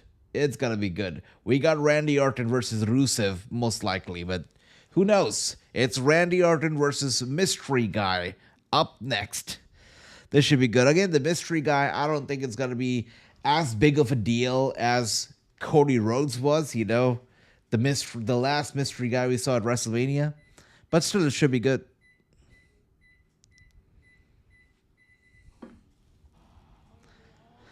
So last prediction, guys. Final prediction here. Who is the Mystery Guy? Does everybody think it's Rusev? Or is anybody here more creative than the others? Let me know. Oh, bro, man, get out of here. Goldberg? Oh, dear. Brother. Actually, no, I would not mind that. Goldberg coming back only to get punted and destroyed by Orton. Now, I'd like to see that. I'd like to see that. You know, Goldberg is so delusional. I don't know if you guys have seen the video that I uploaded as a short, where Goldberg appeared on the Ariel Helvani show. He was asked about John Cena's heel turn. He took that question and he made it about himself. He said, oh, Cena did what he did for business, but you know what? For me, I was presented with the idea of turning heel as well when I was in my prime, and I was the John Cena, because I used to be known as the Make-A-Wish guy. Because before John Cena did his thing, I was the Make-A-Wish guy in wrestling. And I cared more about the kids and the Make-A-Wish kids than my own career, than the business. And that's why when they asked me to turn heel, I said no. But Cena did not, but that's on him. But I said no. Like, he took a question about John Cena's heel turn, somehow, pushed himself, told the world that, hey, before he was the Make-A-Wish guy, I was the Make-A-Wish guy. And Cena's a terrible guy because he put himself and his business and career before the Make-A-Wish, and I did not. And I did not turn heel because I was the Make-A-Wish guy. And while listening to that interview, I was like, wait a second, Goldberg was ever a face? Like, I thought he was always a heel because I always disliked Goldberg. But apparently he was a face, and apparently he was the Make-A-Wish guy. So, yeah, Goldberg is something. He's something. We got my brother Andrew saying Rusev Day. So Rusev Day is what they think. We got Broman says, I would love to see Lana walk out and introduce Rusev. Brother, I tell you what would be a cherry on top of the cake. We already know Lana now has a repetition of CJ Perry only fans. I tell you, come out in the tank. But make it steamy, right? We all know the tank and the story behind the tank, Rusev, Lana, WrestleMania 31. We know how things got steamy in there. I would say bring out Lana and Rusev in the tank, but make it a steamy entrance, right? That'd be funny. That would be something that would get like 1 million views on YouTube. Yeah. Let's see, AJ, your pair of glasses right now. Thank you for that, Andy. Thank you. I don't always wear them, but, I feel like these days the screen time is a bit too much, and also I've got these big key lights here, so eyes were kind of hurting. So I was like, okay, let's put them on. But thank you, Andy. Really appreciate that. Hot tub tank. Yeah, that's what I'm talking about. Hot tub tank. I like that. All right, come on now. Come on now. Let's go. You know, whenever I think about WrestleMania 31, it makes me smile because WrestleMania 31 was amazing. It was an amazing WrestleMania. That's how WrestleManias should be. But I still have a question. WrestleMania 31 had a play button in its logo, and when it was first unveiled, the idea was that they were going to integrate some kind of a futuristic technology into WrestleMania 31, where the fans were going to be able to choose some results or the stipulation, or they were somehow going to make it crazy interactive, where the fans even sitting across the globe were going to be able to somehow partake in the events and somehow integrate WWE Network and make it something crazy. That is the idea that was provided to us behind the WrestleMania 31 logo with the play button. But then WrestleMania happened and nobody talked about the play button. It was still there, very round, very big, literally on the stage, but nobody really talked about it. I still wonder to this date why the play button and how do people explain it now. Maybe nobody else cares except for me, but I still wonder. That's like one of the mysteries that never came to be, I guess. But here we are now, Randy Orton coming out, looking good, Randy, looking good. Okay. Oh, these glasses, they're not Versace, you know. You know, when you have these glasses on, you know, usually these glasses you wear them to work or you wear them to some, you know, like you wear them outside when you're not streaming, basically. So these Versace glasses, as you know, they're quite flashy, and I keep these mostly limited to streaming because they're so flashy. So now the regular glasses, the prescription glasses, I don't think I'd buy Versace. Or maybe now that you've asked me, maybe I'll have to think about it. Maybe I should go ahead and buy a Versace pair of glasses for prescription glasses too. That'd be funny. Yeah, that'd be funny. I remember as a kid, I was a big Harry Potter fan. I was a little kid, like in second grade or something, and I had these pair of prescription glasses that were like Harry Potter glasses. Literally said Harry Potter on the side. I used to love them so much. Yeah. All right. Let's see. And here we are now, Randy Orton. Hearing them voices in his head. He looks happy. Look, this is the 20th time he's competing at WrestleMania. He's got to be happy. He's got to feel proud. He's doing it for the 20th time. Standing here in front of hundreds and thousands of people watching him across the globe. 60,000 present right now live at the stadium. Yeah, he's got to be feeling proud and nice. For sure. For sure. All right, let's see, guys. Who is it going to be? Rusev or somebody else? Tonight marks my 20th WrestleMania indeed, Randy. Ladies and gents, I said that I would be here at WrestleMania 41, ready to go. Let's go. Now is who's going to come through that curtain. Well, I'll tell you one thing, whoever it is going to get their WrestleMania moment, and it's going to be courtesy of the three most I love how fired up he looks right now, right? He looks ready to go. Hell yeah.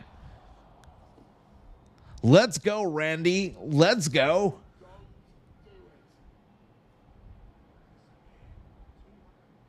Rusev Machka. Got butterflies in my stomach right now.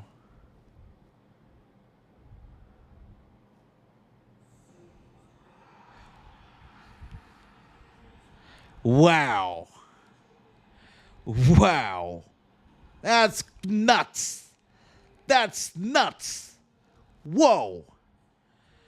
Whoa. I am shocked, honestly.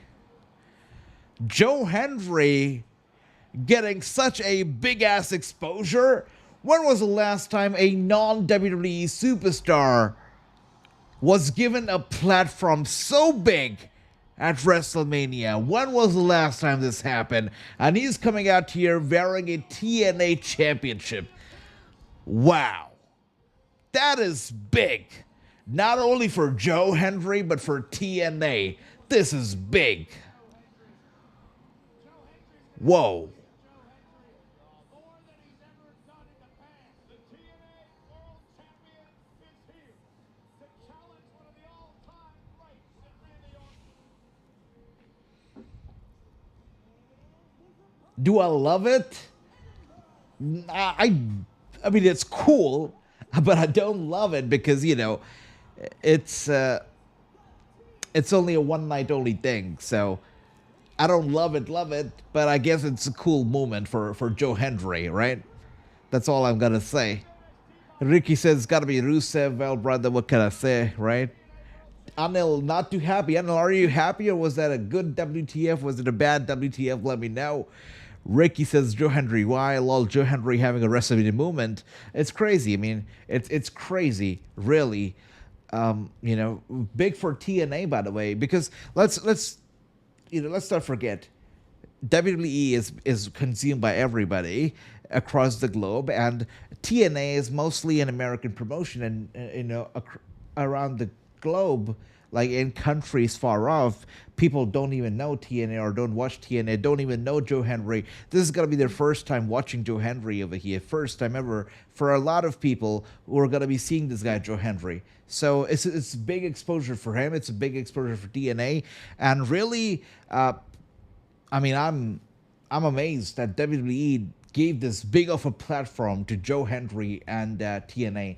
It's a big deal. It's a big deal. Good to see you, Sujit. Welcome. Great to see you. Welcome. And then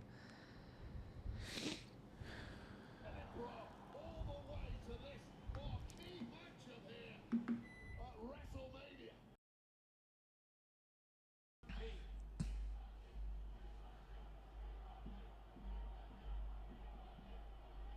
Randy Orton has many great moments on the stage of WrestleMania.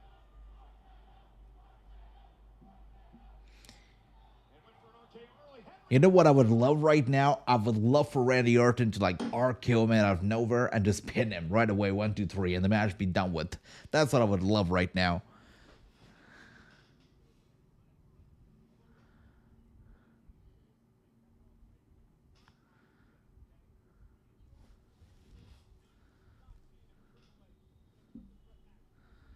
All right, kick to the gut from Orton. I love the trunks, by the way. The trunks and the knee pads, Orton tonight. Very, very shiny, nice color. I love it.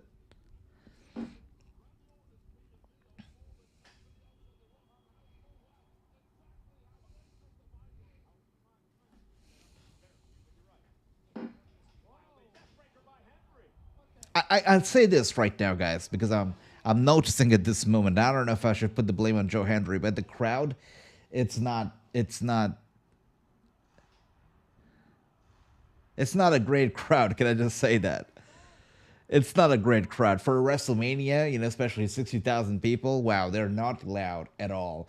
Even when Joe Hendry tried to initiate the clapping, only a few did it. And an eye poke here from Randy Orton, followed by a clothesline. He's got to go for another clothesline right here.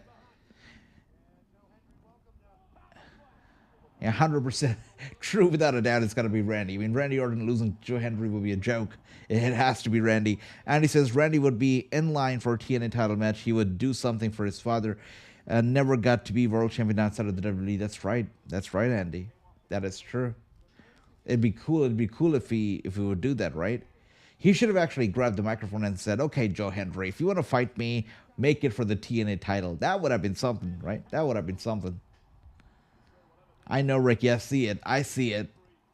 There is a bunch of people, you know, they are cheering, they're liking it, but majority of the crowd here, they're not making any noise. Let's be honest. I think Joe Hendry is injured. I think that was the storyline TNA was working out on TNA TV. I see, Ricky. Hendry.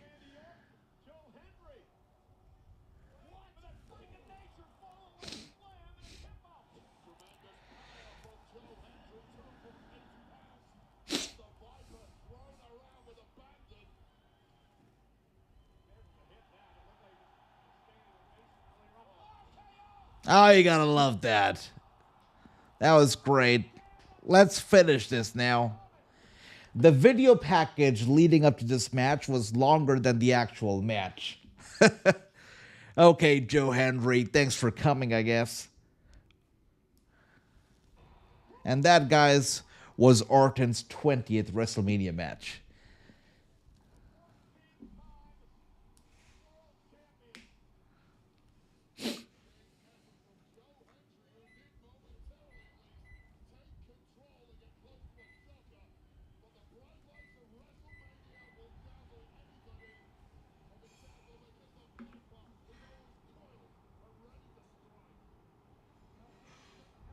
Yeah, you're right about that, Anil. This is great for Joe Hendry. This is absolutely great for him.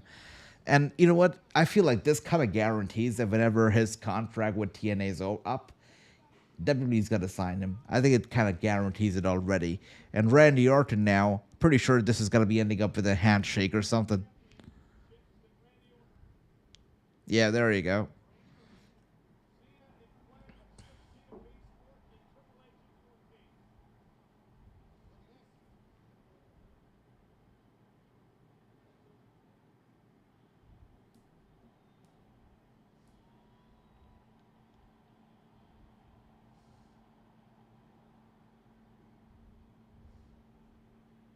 Tremendous moment for the TNA World Champion Joe Hendry. Hats off to Joe Hendry. No one else in the locker room wanted any piece of this version of Randy Orton. That's the Randy that I like. Good stuff, Randy. Good stuff. Raised his arm in victory, cheered him up, clapped for him, but said one more time, sent him home with an RKO. I like that. Is he gonna do the Joe Hendry spin? That would be hilarious. Let's do it, Orton. Let's do it.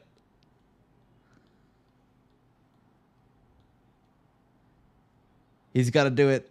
He's doing it. He's doing it.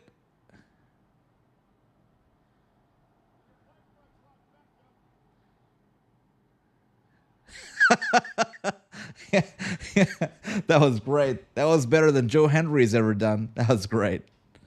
Okay. That was nice.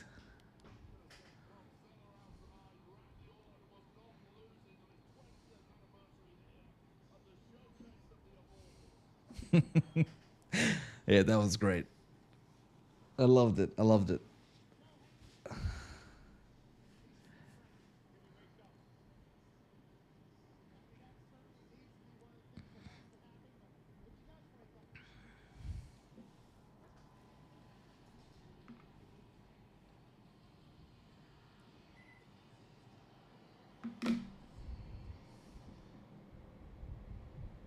So, how are you liking WrestleMania Night 2 so far, guys? Do you like it? Do you find it average? Do you feel it's better than last night? How do you feel about WrestleMania Night 2? Let me know, guys. Let me know.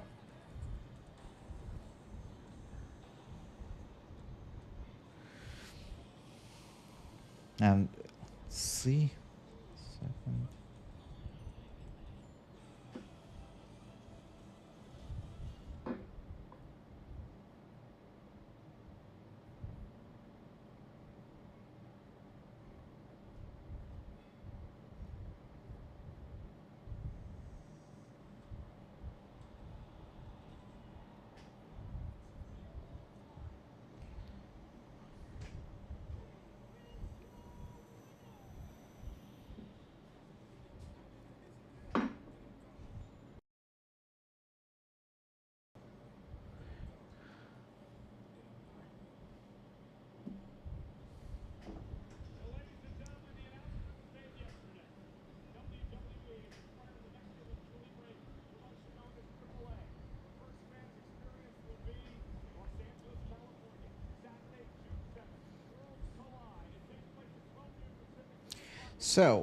So far we have had 4 matches. Of course, we had the Women's World Championship match, Io Sky, Bianca Belair, Rhea Ripley.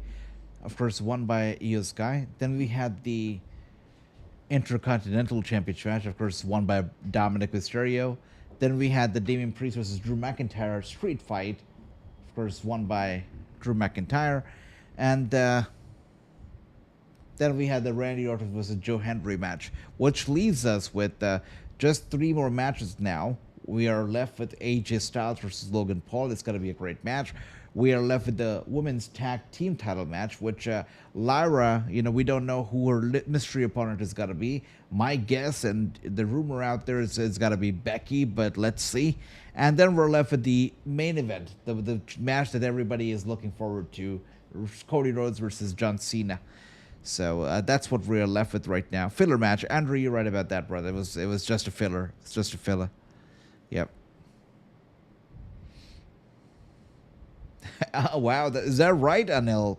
That's a crazy fact. So Anil says after 2023 Survivor Series, Orton finally gets a victory. That's insane. That's insane. Long time, right? Long time. Thanks for sharing that, Anil. That's a mind-blowing fact right there.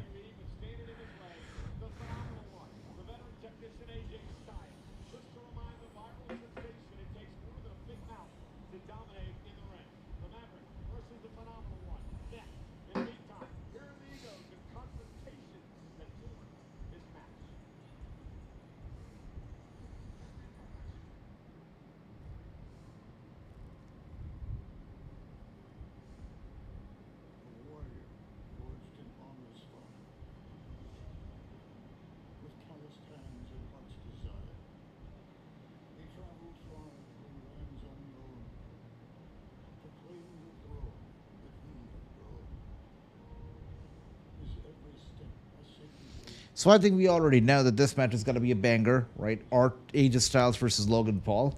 Definitely. It's going to be good.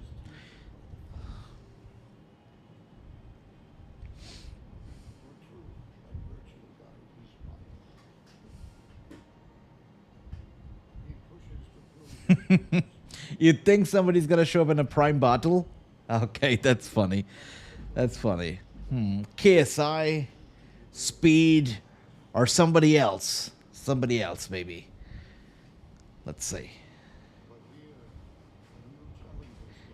Can you imagine if Mr. Beast shows up? I think he's too big of a deal to do it, but, you never know.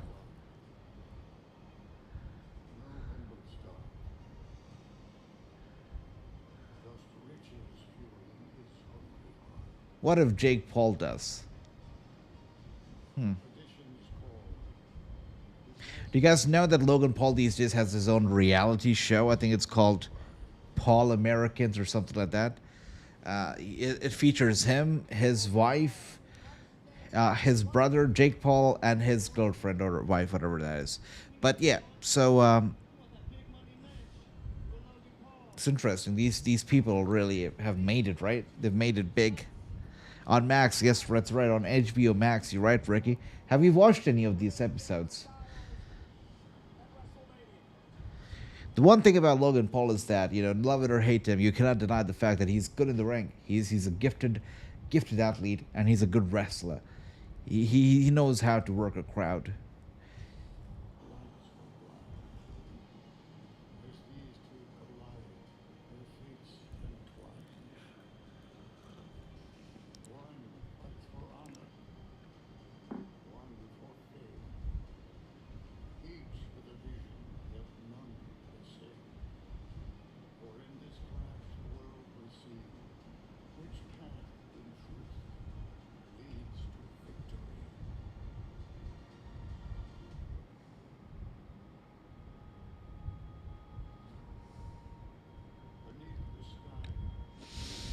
Gotta wonder how much more Styles is gonna go on, right? And when will he announce his retirement? Because he's said it time and time again that he will retire in the WWE.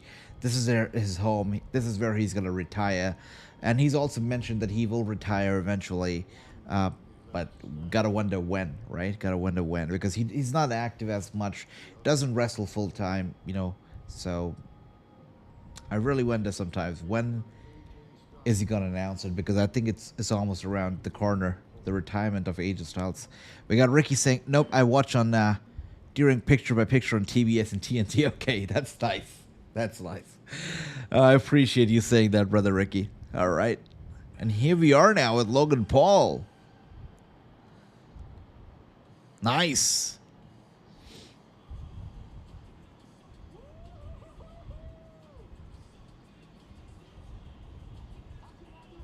Of course he's coming out here with a prime bottle. Of course he is.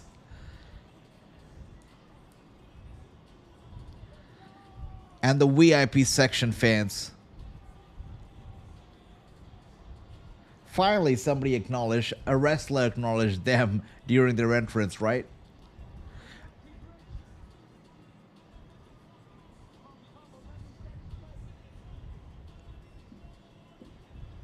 Did he say those guys are rich? Wow. Hey, my brother Lawrence in the house. Great seeing you, brother. Great seeing you. Welcome. And he says, hey, I'm here. How's you? I'm catching up with WrestleMania from the beginning, so can't say. Man, right now we're watching AJ Styles versus Logan Paul. Logan Paul right now making his entrance, obviously. It's been nice. It's been a nice WrestleMania. Night 2 so far is definitely, 20, 30, 40 times better than Night 1 was. Definitely a lot better. What is this entrance? You're getting like every single angle possible of Logan Paul as he walks down that ramp. This guy is so extra, guys. He's so extra. What can I say?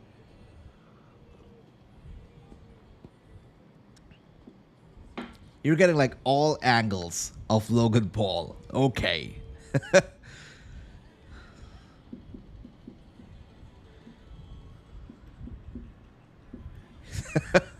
This guy is so extra, man. Okay.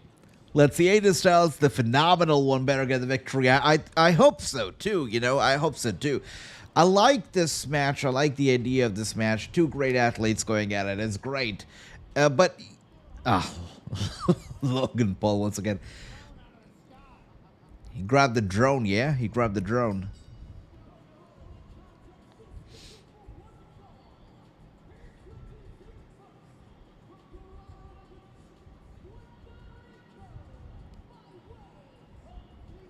This guy's something else. You cannot take the vlogger out of him, right? That's it. AJ Styles is open to wrestling in TNA before calls it a career. And now that TNA and WWE are partnered up, I guess that is an option now. That's great, Andy. Thanks for sharing that. Well, here we are now. Logan Paul ready. The one problem that I have with Logan Paul's matches, even though he's a great wrestler, I appreciate him, but there's no longevity to his matches, to his feuds. What I mean is that he's going to do a match at WrestleMania, but then he's going to be out of the picture for like the next 6 months. And that is something that I don't really like because there's no longevity. His matches, his feuds are very short term. They're happening today, but they'll be forgotten tomorrow, and then he'll show up for the next big one. He'll show up for the next big paycheck. He'll show up for the crown jewels. He'll show up for WrestleMania, the Rumble, but then he'll be gone for everything else. So, and SummerSlam too, how did I forget? But he's got to be gone for everything else. So you can't get invested in Logan Paul. That's the problem. You cannot invest in him.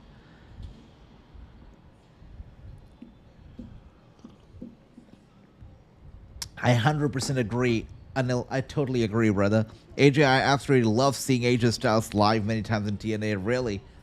That's amazing, brother. That's amazing.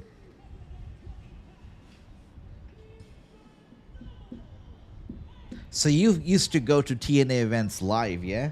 That's great. That's great. What was the atmosphere like at those TNA events back in the day?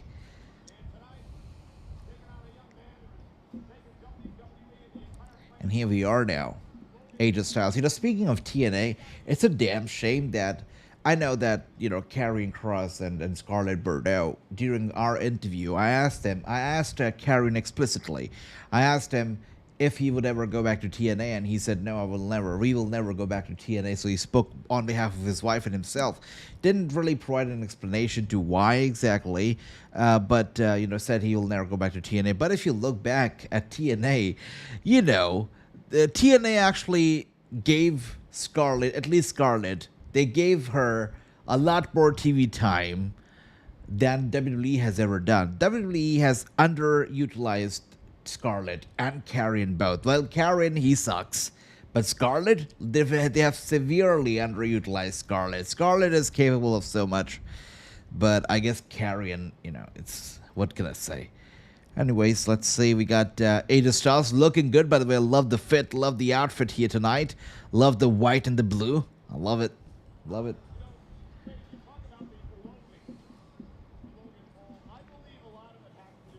You're right, Andrew. You're right. What would you say is the reason? The age? Yeah. I think it's got to be the age, right? You got to change your style. You got to change everything else.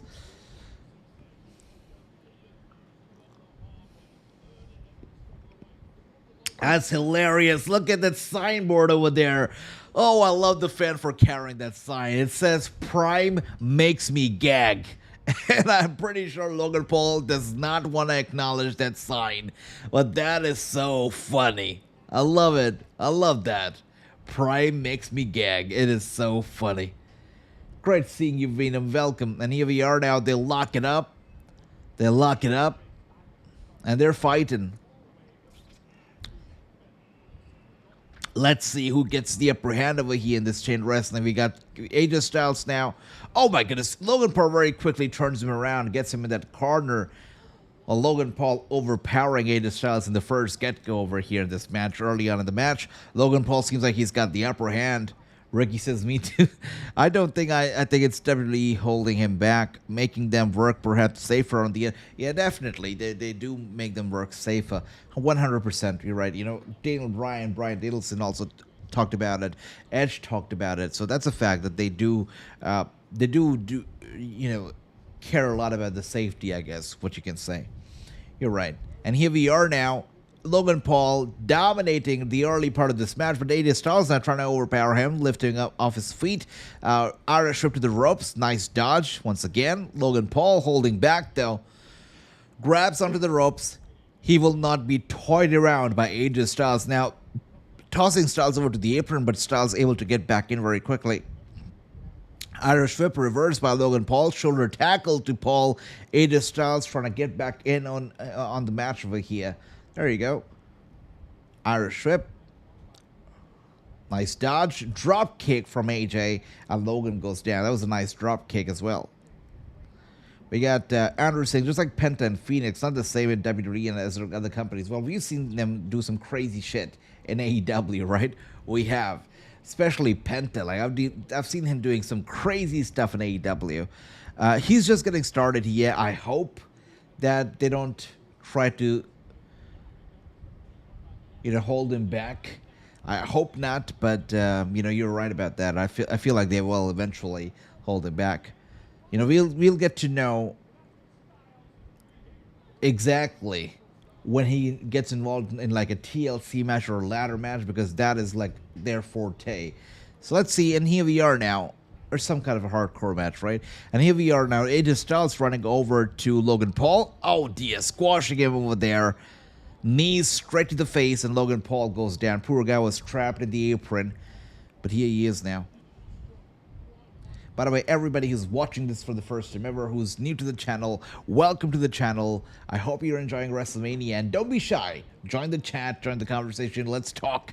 We got Broman says, did Randy win? Yes. It was just like Andrew said earlier, it was a filler match, you know, it was just a filler.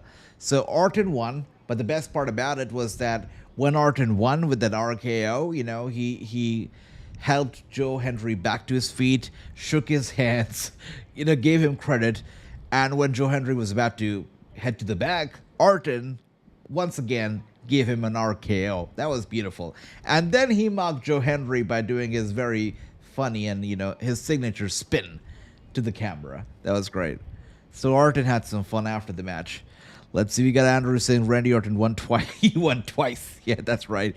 My God, this is the greatest pay-per-view of all time. Better than AEW's and Grandmaster. Interesting. Look, I don't know. I wouldn't call this WrestleMania, at least so far, the greatest. I know that we have seen better, much better. I wouldn't call this WrestleMania the greatest at all by any means. Night 2 is better than Night 1, but not the greatest of all time. You know, just talking about WrestleManias right now. We got Randy won twice, his bro, man. Nice. Yep. And here we are now.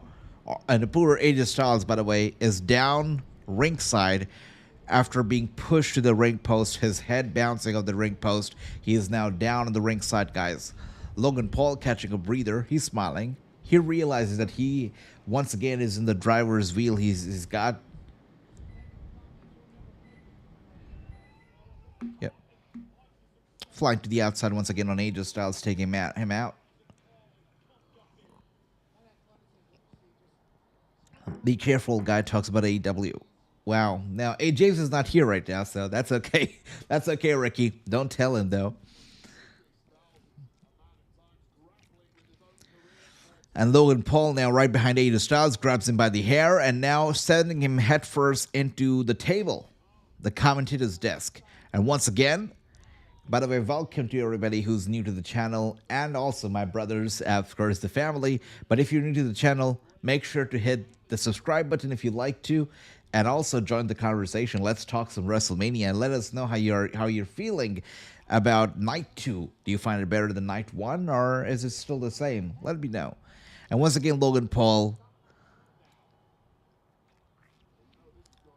grabs the camera. I believe that's a drone that he's holding. Yeah, that's a drone.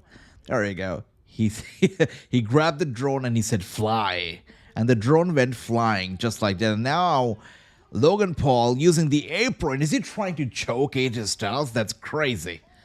Wow. He was literally trying to use the apron to choke AJ Styles. Insane. This guy's insane. By the way, bro, man, this is what we were talking about earlier, right? The table, it's back together.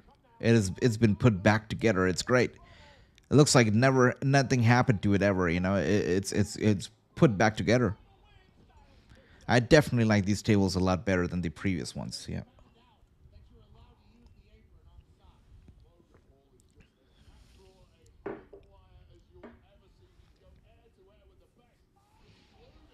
I see. Grandmaster accidentally said greatest and better. Okay. But I've got to say, this is really not my favorite by any means, WrestleMania. Night 1 wasn't it? Night 2, it's okay, but, you know, as I said earlier, it's hard to differentiate between WrestleMania and SummerSlam right now. So, hey, good to see you, David. Welcome. I've been doing well. Great seeing you. And now we got Logan Paul. AJ Styles pulled back up to his feet. Logan Paul getting him up. Oh, sending him face first hard to the mat.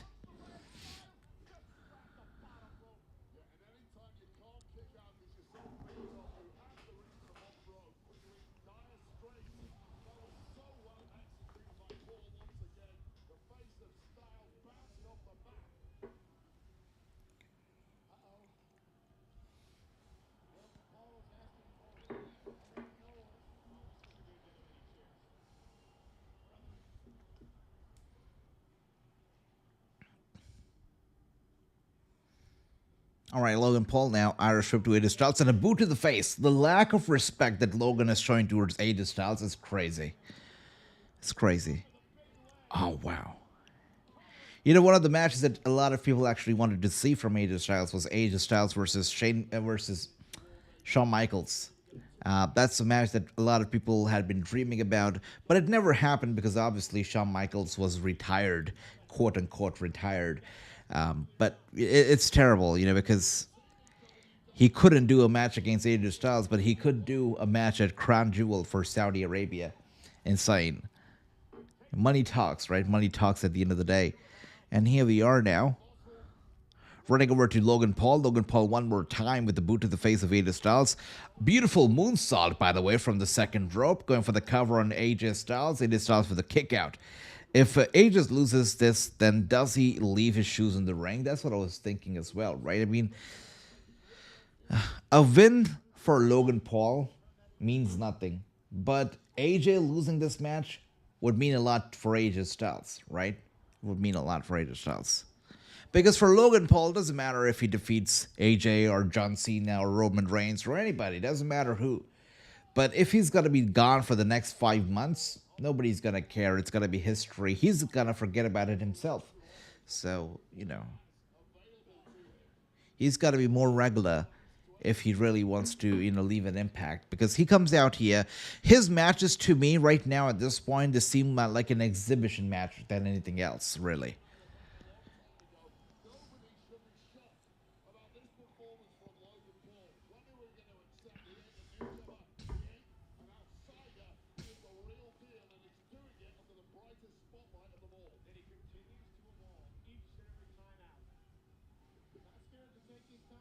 Celebrate himself then. And that might be the trick tonight.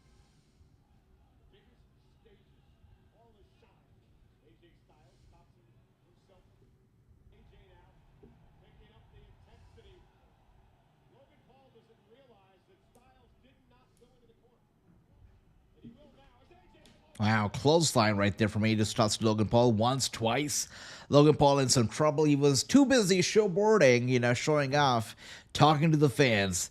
Didn't really pay attention to AJ Styles as he was getting back to his feet, getting ready to unleash a series of attack on Logan Paul. And Logan Paul now paying the price for his distractions. And here we are now, AJ Styles once again.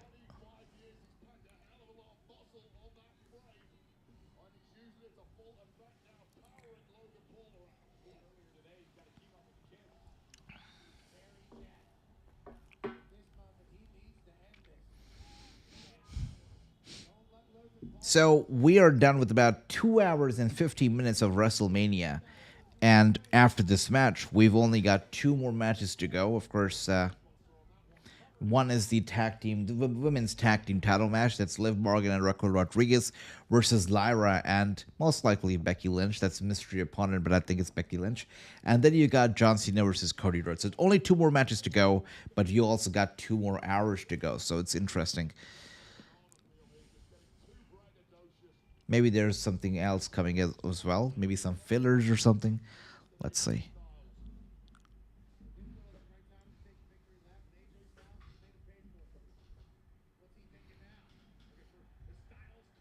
Styles looking to put this to an end right now, but AJ Styles slips off his shoulders. Wow. Boot to the face of Logan Paul. Logan Paul taking it back. AJ Styles now on the apron. Looks like he is going to go for the phenomenal forearm now. Yeah.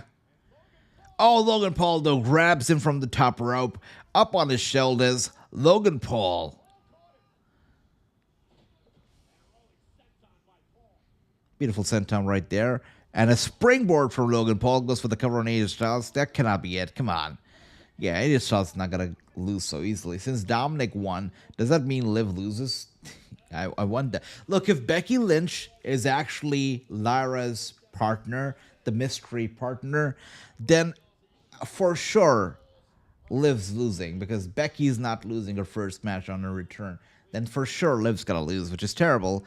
I would have liked to see Dominic and Liv both big champions and everything, but for sure, if Becky's coming back, Liv is losing 100%. But let me know, do you think it's gonna be Becky, or is it gonna be somebody else? Maybe somebody else from TNA now, right?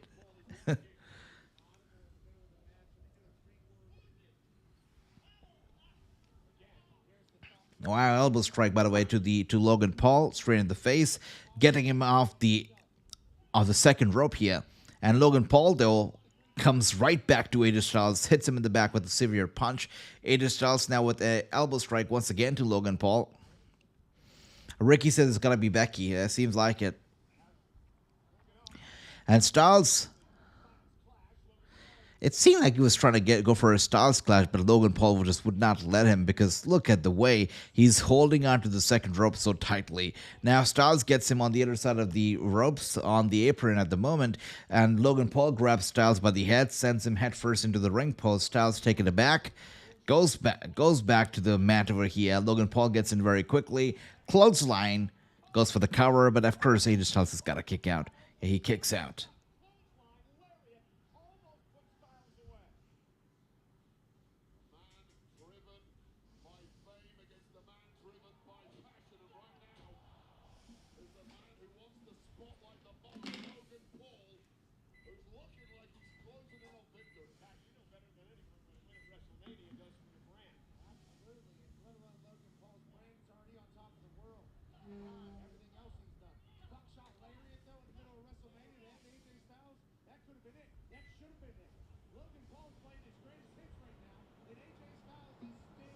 There we go.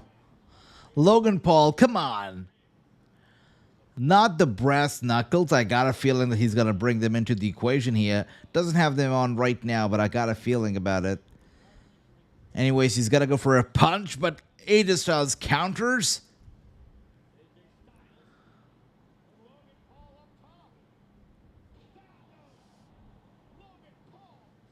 Kicking out Logan Paul just like that, go for the cover, but Logan Paul kicking out. No surprise there. We got Ricky saying, I think Becky after Bailey, and Becky attacked Lara after she was going to go for the Women's IC Championship. Let's see. It's possible. It's possible, brother. Let's see. That will be a very intense moment. I mean, Becky Lynch doing that right after returning, that's going to be a bold move. Anyways, Becky Lynch returning would be a pretty cool move in itself, right? Sometimes I tend to forget that how long Becky has been on the roster. Same like Charlotte and so many other people, you know.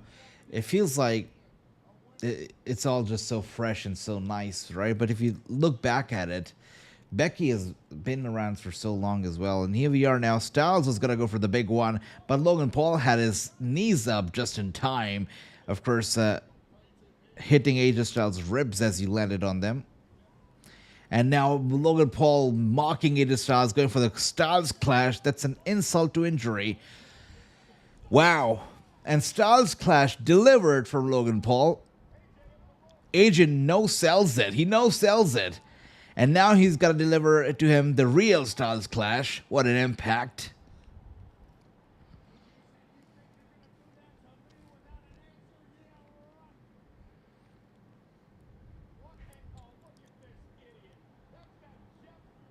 He's got to bring up, like, the brass knuckles, right? Come on. Come on, brother.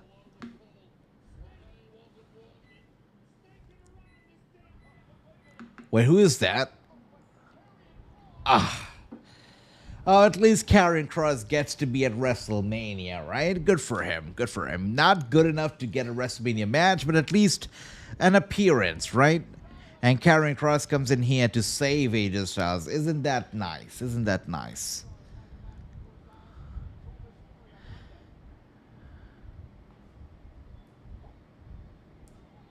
I agree, Andrew. Absolutely. Yeah, it has to be Becky. It has got to be Becky. 100%.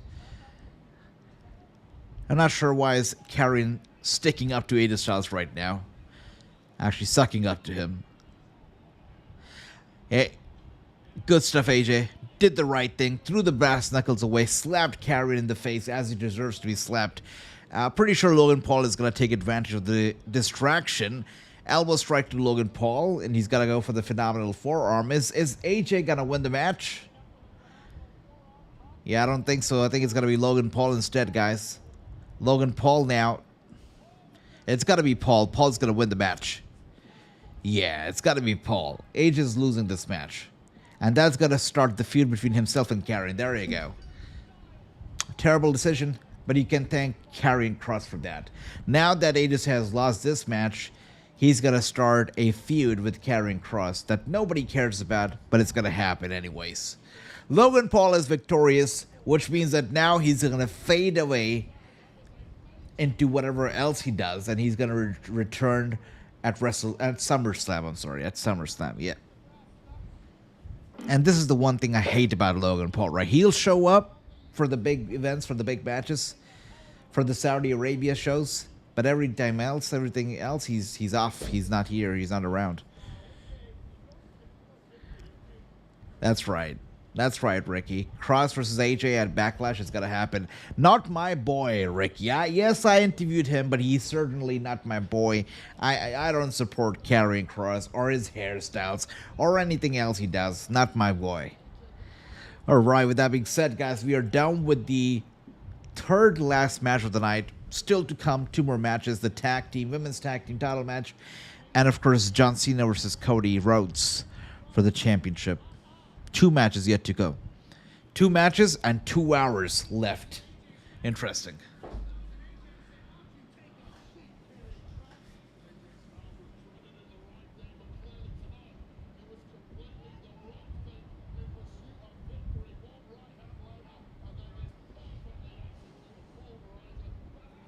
By the way, if you guys have not hit the like button yet, do me a favor and make sure to hit the like button. It just helps the algorithm recognize that, okay, people like this live stream. So if you haven't already, make sure to like the video. Thank you guys. Thanks, Ricky. And Logan Paul, of course, walking away with the victory. I know, true. I know, but you can thank Karrion Kross for it, right? Karrion Kross is the reason that AJ Styles lost the match. That's right, Ricky, like that. Anil says this is BS. I agree. I agree with you. And subscribe too. Thanks, Ricky. Yep, absolutely. But what can I say? I guess we've got Karrion Kross versus AJ Styles to look forward to at Backlash. As far as the winner of this match is concerned, Logan Paul, yeah, we're not going to be seeing or hearing from him until at least SummerSlam, which, once again, just like I said earlier, it annoys the hell out of me because I like Logan Paul as a wrestler. I want to be invested in Logan Paul, but the problem is that he's not around for me to be invested in him. He's not in any storylines, and right now at this point, his matches really are nothing else, especially now that he's not even the US champion. His matches to me are now just exhibition matches, and that's it. That's about it. Anyways, let's see what else do we have coming up. Are we going to get a filler segment, or are we going straight to the Tag Team Championship match? Oh, by the way, Shawn Michaels hasn't come out yet to announce the attendance numbers either. So I think somebody must be coming out to make that announcement now. It's funny because yesterday, Shawn Michaels, before announcing, he showed the world the card and showed us the exact attendance figure even before announcing it. So that was hilarious. Which is why I think that tonight, Shawn Michaels is not going to be the one to do the honor. Somebody else will probably do it instead. Okay. By the way, if you're new to the channel, welcome. Hello. Great seeing you. Don't be shy. Join the conversation. Join the chat. Let's talk some WrestleMania. I can't wait to Netflix and watch. You know. Nonetheless, Ariel. Michael Cole loved that Netflix and chill joke. Okay. He was like, Netflix and Michael Cole paused and looked at Pat. He was like, what? And he said, watch. That is funny. Yeah. Vanessa, the biggest WWE fan apparently these days. People are obsessed with Vanessa attending these WWE events. I'm not sure why, but people are obsessed. Now, this guy is a South Indian actor. He's appeared on many of the Netflix Indian movies. So good to see some Indian representation here as well. And now we got Terrence Crawford, Unified Welterweight Champion. Nice. Welcome, welcome. That's sweet. Another rapper. Look, I got no idea who Quavo is, but nice pair of teeth over there, I guess. But wow, nice. I love me some Vanessa. Okay, Broman says, I love me some Vanessa. I love me some Broman. You're great, Broman. Much love to you. Leave us alone, AJ. What? Okay, wow. I don't know. I'm offended by that. Okay.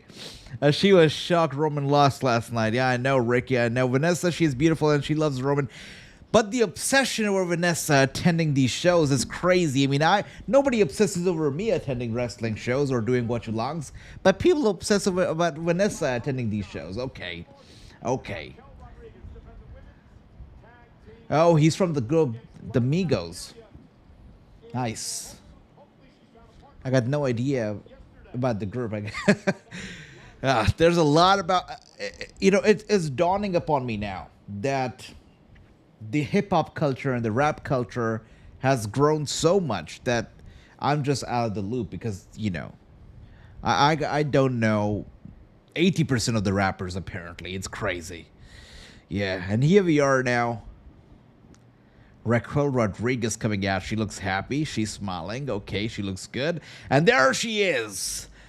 The ever cheerful, the ever joyful. Man, she is good. Look at those moves. Look at those moves. Bro, man, Ricky, I know you're watching. I know you're smiling. Yeah, why do you have to be obsessed over Vanessa or anybody else in attendance when you've got Liv Morgan here on TV, right? That's right. We love Latinas, says Broman. Okay. Well, I think you can speak for everybody when you say that, Broman. I think you can speak for everybody. Even me. Even me. And let's see, Ricky says, watch me. That's right. I'm watching her, Ricky. I'm watching her. Yep.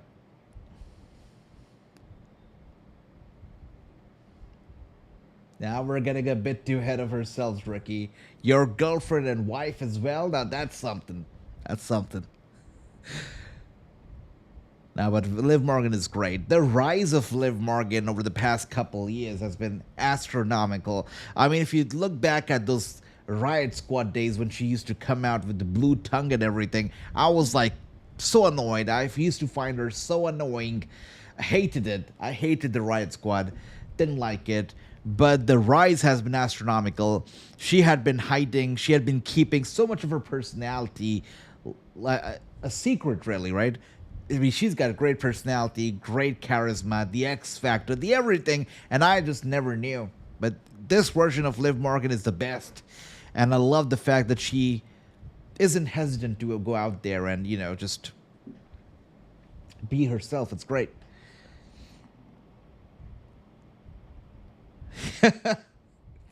That's funny. That's funny. But she's good. What can I say? She's good. She's good. Yeah. Liv Morgan is so beautiful, says Ricky. Broman says, Age is grinning so hard. That comment made me laugh now. But she's good. What can I say? You know, if Alexa comes as the mystery, oh my goodness. Let's do it. You know what? Screw Becky Lynch. Give me Alexa Bliss. Let's do it. Please. Please. We gotta do it. Come on. Look, the little exchange that we had between Alexa and Liv Morgan at Elimination Chamber was fantastic. And I love Alexa Bliss. You know what? Liv is great. But I am here for Alexa Bliss. Any time of the day, bro, man. Any time of the day, NL. Any time of the day. By the way, Lyra looking great. Fantastic. Wow. She looks great. Nice, Lyra. Nice. Is that Braun Breaker's title? I'm kidding. No, Lyra looks good. But wow. Anil, I totally agree. You know what, Becky? Sit back. Give me Alexa. I'll take her any time of the day. I would like that. Liv and Raquel is gonna be... Wait, true. Maybe we should hold off on the predictions and wait until the mystery partner comes out, because who knows who it's gonna be, right? But anyways, it seems like True is confident it's gonna be Liv and Raquel, and so is Ricky, who also thinks it's gonna be Liv and Raquel. Okay, kidding aside, Liv Morgan, and she is MVP in 2024. She worked hard, absolutely. Absolutely. She is MVP. And the one thing I love about Liv Morgan is that she's always in character. It doesn't matter if she's in the ring right now on camera, or if she's doing interviews, or if she's even like spotted in public. She's always in character, and that's what I love about Liv Morgan. Always in character. Okay, who is this mystery opponent? Mystery partner. Okay. Becky Lynch is here. Is Paul Heyman also going to be her advocate? I mean, is it like a combined offer for the couple? Maybe not. And here she is, Becky Lynch. Long time no see, Becky. Nice. Now that I see Becky Lynch coming out, I really hope that Liv and Raquel retain their titles. Okay, let's see what else do we have here. True, I'm with you. I hope that they retain indeed. Is that... Oh, wow. Look at that fan in the crowd. She's crying. Nice. All right. You know, somebody... some mainstream media... I was reading an article that said that UFC fans and WWE fans are very polar opposites. And it can be seen because of the fact that Dana White gets cheered and Trump gets cheered in UFC, but they get booed. Or at least Dana White got booed in the WWE. So they're polar opposites. The fan base is polar opposite. And I guess they're right. I mean, did you see that fan literally in tears when Becky Lynch came out? Yeah. Polar opposites indeed. All right, so let's see. Andrew says, any day you see Liv and Alexa rolling out on a mat, there's a lot of male stream. I'm telling you, Andrew, that is like pure money. And Elimination Chamber, we saw a little sneak peek of it. It was great, but you know, it has to happen. It must happen. It's like a WrestleMania caliber main event match. You know, like I wouldn't even mind if Alexa Bliss and Liv Morgan were to main event night one or even night two. Actually, no, night one of WrestleMania. I would not mind that. I wouldn't mind that. Let's see. Ricky says, told you, AJ, Becky, she was happy. Seth murdered Roman and Punk last night. Yeah, that's true.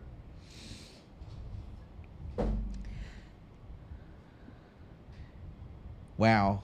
This lady, Lyra, is laughing and smiling so much, she almost reminds me of Apollo Crews. By the way, where's Apollo at these days? It's been forever since I've seen or heard of Apollo. And Lyra getting rid of the wings, I'm not sure. And here we are. Becky Lynch looking good, looking happy.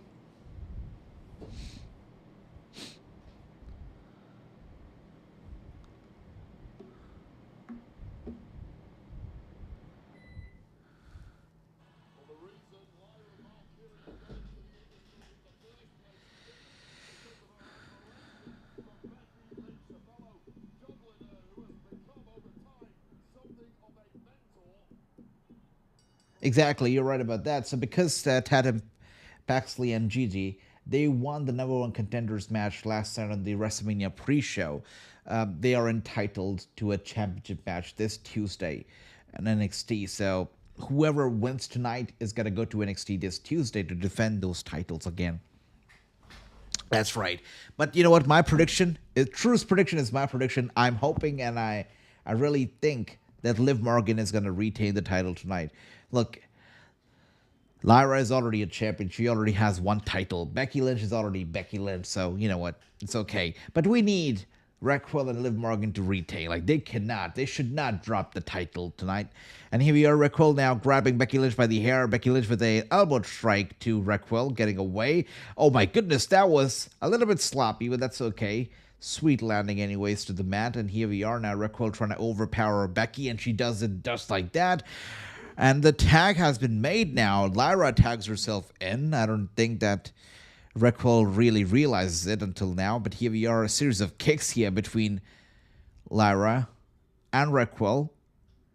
There we are. Cartwheeling Lyra one more time. A kick to the side of the head of Raquel Rodriguez. Raquel is probably seeing birds right now. Yeah. She's dizzy. She's dizzy and she rolls out of the ring to catch a breath, it seems. That's right, Ricky. You got it. You got it. And here we are now.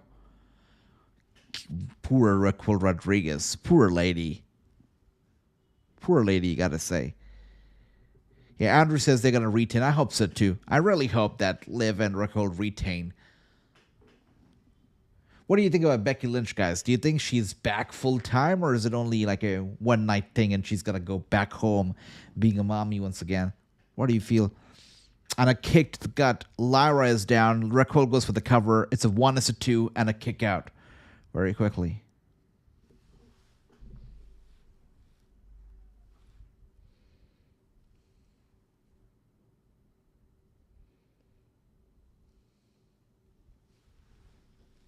Liv Morgan tossing Lyra right into the boot. And here comes the tag to Morgan. Liv Morgan, two-time women's champion, crown jewel champion as well. 3 times the tag champ and a Money in the Bank winner. And here comes Raquel Rodriguez. We mentioned the 3 tag team title reigns with Morgan. She also held a tag team title with Aaliyah, and that makes her a 4-time tag team champion. Absolute tag specialist, no matter who the partner is. But I'll tell you this right now, 2025 has been the Liv Morgan World Domination Tour in large part because of that presence of the powerhouse Rodriguez. Raquel Rodriguez will do anything for Liv Morgan. Tag team champions now have isolated, beginning to dominate the Intercontinental Champion. This is what happens when a real tag team in Liv and Raquel goes up against a hastily thrown together tag team with no chemistry, no cohesion, just a little bit of friendship. Much like Dominic did earlier, Liv this time actually connected with the 3 amigos. Could be a glorious evening in the Judgment Day clubhouse, and now Becky Lynch can completely losing the plot. And our tag team champs are taking advantage. Raquel Rodriguez and Liv Morgan got Lyra isolated. The Russian blood to the head to Becky Lynch, who has been out of action for a significant amount of time and is now getting frustrated as the minutes go on. Power of Rodriguez, cover to retain. Kick out by Lyra. Feathers exploding all over the ring on that impact there. And Lyra Valkyrie is in big trouble. All right. Raquel Rodriguez with a tag being made to Liv Morgan once again. Liv Morgan with a kick to Lyra. Lyra down.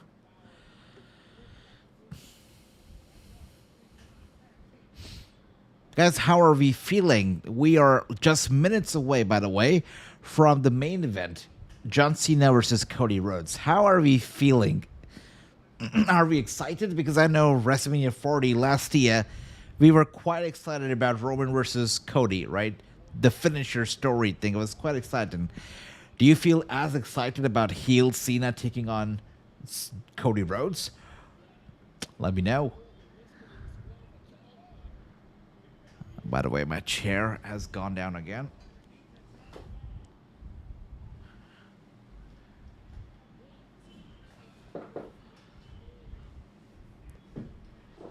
Some confrontation ringside, as we see right now. All right. Get the chair back up again. Bro, man, I know you're smiling right now. Okay. We're back up. We're back up. Literally, we're back up. And here we are now.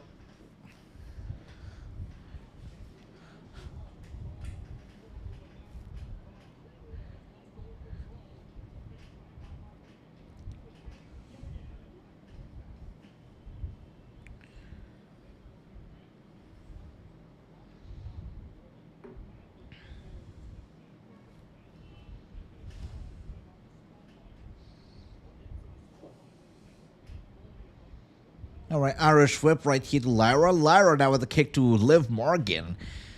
And Raquel Rodriguez, elbow strike to Liv Morgan once again. Lyra, wow, getting out of the way, setting Raquel Rodriguez goes straight to the ring post, shoulder first. And now it is time. It's Becky versus Liv. Come on, Liv, we got your back. Don't be scared. Don't chicken out, Liv Morgan. You can do it. And now we got a series of clothesline here to Liv Morgan. Liv Morgan, you know what? Becky's partner is not the champion, but Liv Morgan's partner is a champion. So Liv Morgan obviously shouldn't be scared or intimidated by Becky Lynch, you know? She's the better one right now. She's got the gold. Her partner's got the gold. Meanwhile, Becky doesn't have the gold. Her partner certainly doesn't have the gold, so definitely Liv Morgan should not let Becky Lynch intimidate her. And here we are now, Becky Lynch, by the way, taking out Raquel and now taking out Liv. Liv being tossed around the ring just like that. Liv, she is not scary, says Ricky. Yep. Should not be scared. Should not be scared. Liv should not be scared. And here we are now, Becky Lynch going to fly. Oh, dear. Kicking Morgan away from the ring here.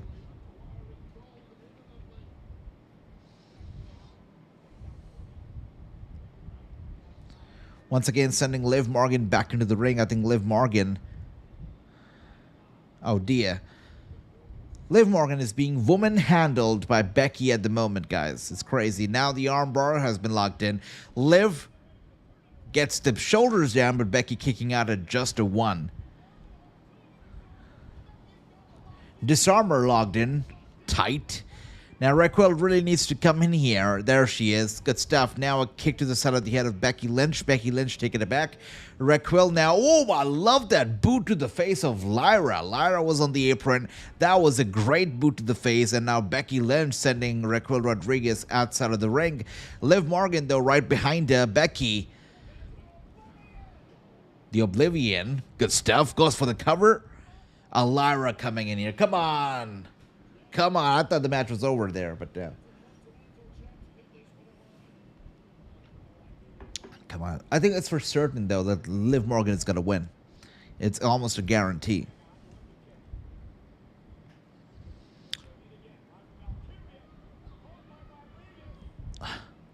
Oh! A DDT on the outside by Lara to Raquel Rodriguez, and now Liv Morgan taking care of Lyra. Behind her is Becky, who goes for the rock bottom on Liv Morgan, goes for the cover. Screw this shit.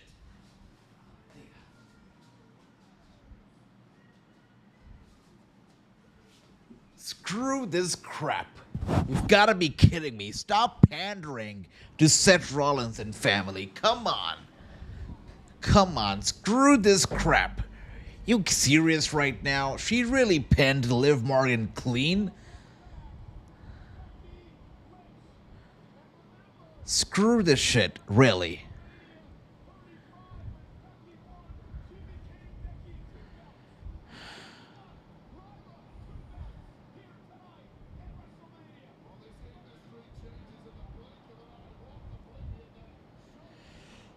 This is crap. Really? Really? Really? They gotta stop pandering to Seth Rollins and his wife. Come on now. This is stupid.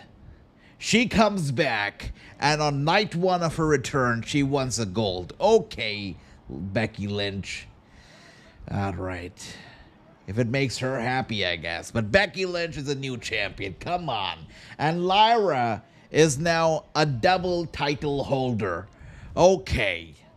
And poor Liv Morgan, who's carried this company on her back, is leaving WrestleMania empty-handed. You've got to be kidding me, Triple H. You got to be kidding me.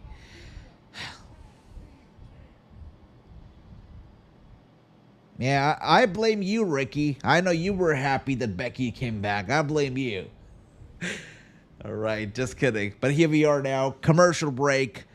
Up next is the final match, the main event of the night. It is Cody Rhodes versus John Cena. Let me know, guys, how hyped you are about this match. Are you excited? Are you not? Let me know. I know, Ricky. I know. I'm joking. I'm joking. All right, but this was stupid. This was as stupid as it gets. I want to see better Liv. Not really happy that Dominic won gold because she lost. Exactly. This is terrible. I don't like it, you know. The fact that Becky pinned Liv Morgan is just an insult to injury right now. Not a fan. By the way, Drumstick, this sponsor for this John Cena Cody Rhodes match, they DM'd me, and they DM'd me. They said something like they wanted me to promote. They wanted to promote a campaign of theirs, but didn't want to offer any money or something. They just wanted me to promote it on Instagram.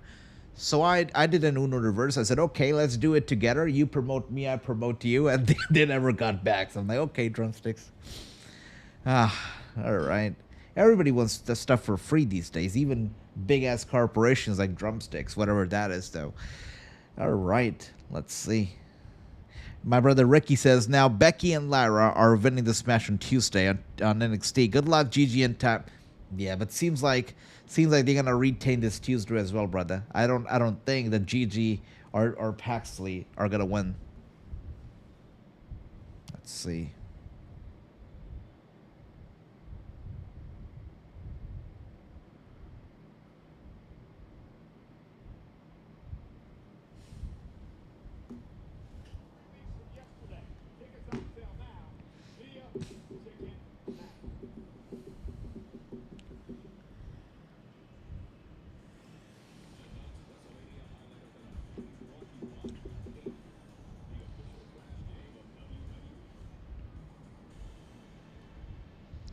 But you know what? One thing is for certain. Night 2 is better than Night 1. I'll tell you what. Night 1, I had to go and wash my eyes like 3 times last night. Because I told you guys, I promised that I'm not going to fall asleep on camera during Night 1, unlike last year. But yesterday, WWE tested me. They tested me. They tested my endurance to stay awake, to pull an all-nighter. So I had to go wash my eyes 3 times. Make sure that I don't doze off. And there were moments when I had to put on my sunglasses just to make sure that if I do, I'm not caught red-handed, you know.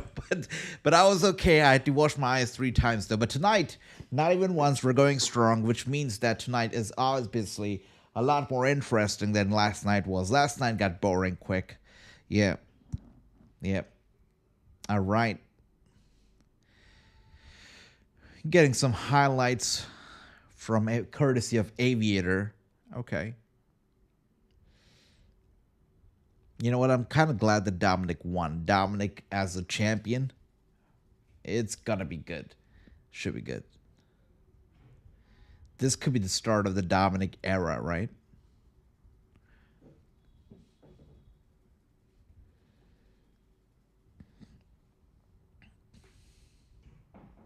Thanks for that, Andy. Thank you. Thanks.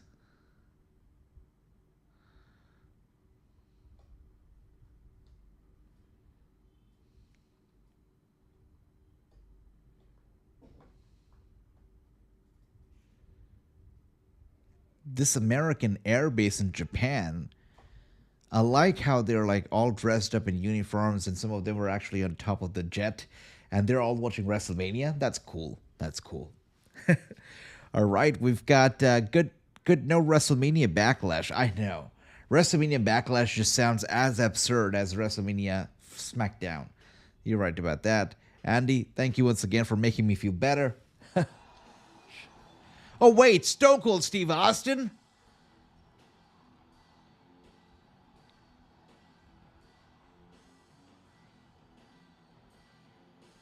Wow. Yes, Stone Cold, really? I was not expecting this to happen. Okay.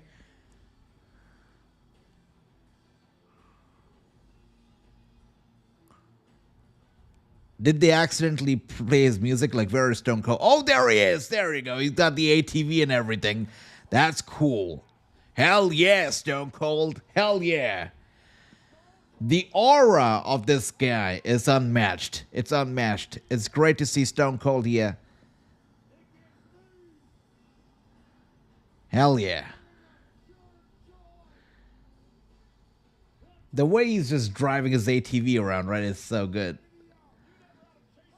Oh! just what I said. He's so good at driving the ATV. He just drives it straight into the barricade. That is hilarious. I think the lady sitting there was taken aback as well. That is so funny. And now his hat comes off. Oh, what a disaster of an appearance. Crazy. Ah. This got awkward quick, I'll tell you that right now. Hell yeah, Stone Cold.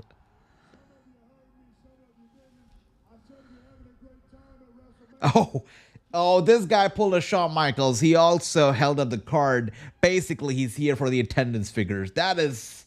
okay. Once again,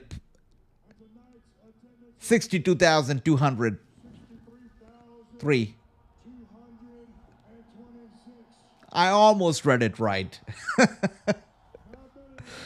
Oh, that was a disaster. Sometimes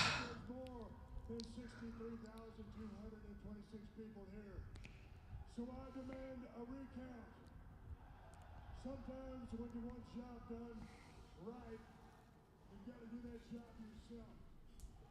So I want everybody to sit down and remain still. Here it goes. 1, 2, 3, 4, 5, white, 6, white, 7, white, 8, 9, white. You're not a sold out crowd, Ricky. You're right.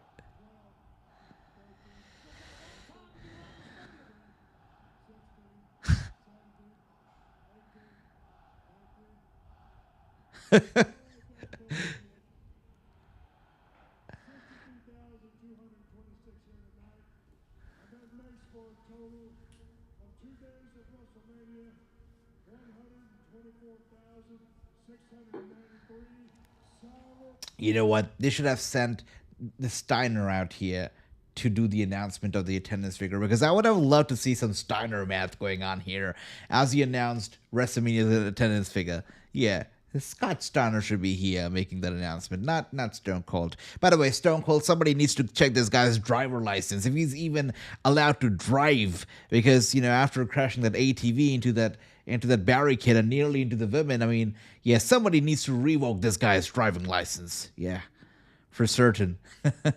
All right, with the drone now. Man, the drone's quality is so bad. Ricky says, "Oh my God, he drinks way too much." I mean, no wonder he crashed into the barricade, right? It got so awkward though, right? The guy came in, he crashed into the barricade, got in the ring, his hat fell off. Then he's holding up the card, shows off the attendance figure just like Shawn Michaels did. It was great. It was great.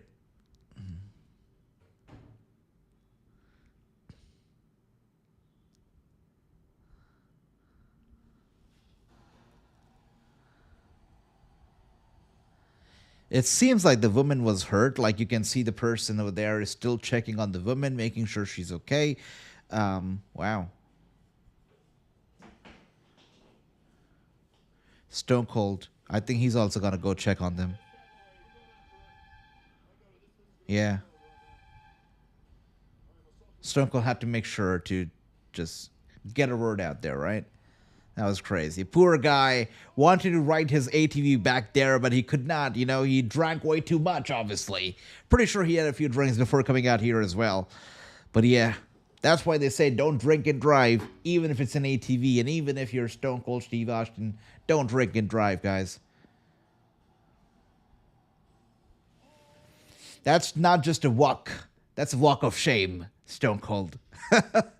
All right. But anyways, much love to Stone Cold Steve Austin, the legend of Stone Cold Steve Austin. She gotta get the you know it, brother. You know it. You know it. She's gotta get that check, brother. You know that for certain. Oh hell yeah. She was probably paid like a lot of money to be there. It's two cases for the people who sit ringside. It's either of the two things, right? Either they pay a hell lot of money to be there, or the ticket is totally free. It's either of the two cases. Luckily for me, when I was sitting over there ringside for WrestleMania, my ticket was free. It was great. My ticket literally said $0. But you know, as I am, I lost my ticket. I wish I would have. Like, I now realize that a lot of people, they like to frame their WrestleMania tickets and stuff. I don't care about all of that a lot. You know, I'm all about the moment guy. You know, I live the moment and then move on to the next moment. So I didn't care much about the ticket, but I feel like I should have saved it because it literally said $0, floor seating, ringside. Yeah, I should have kept it. But I do have a few $0 tickets from NXT that I went to and the other events that I went to. I do have those tickets still. But WrestleMania one, I lost it. Yeah. Anyways, coming up next is the match that we all have been waiting for. It is Cody Rhodes versus John Cena. It is finally happening up next. All the hype was all about this match. All right.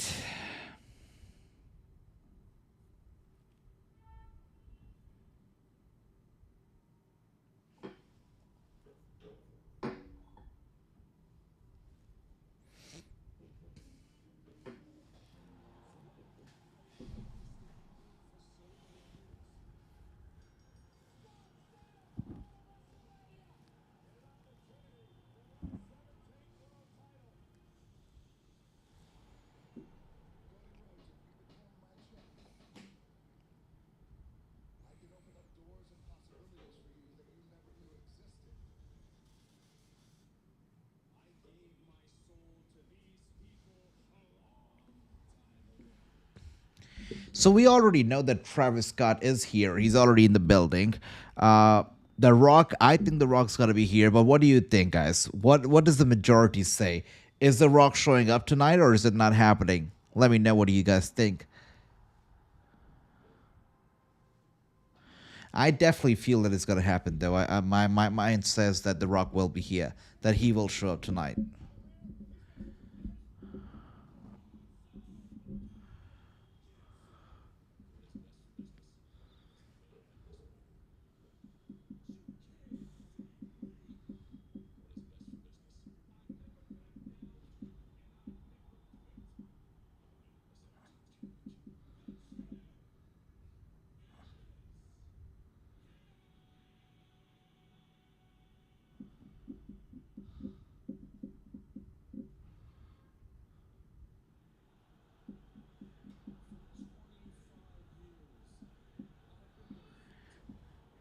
You know, right now somebody's over there ringside trying to solve the drama with that lady who apparently got injured thanks to Stone Cold Steve Austin's ATV crash into the barricade. Stone Cold probably getting a scolding in the back as well. Who knows, right? All right.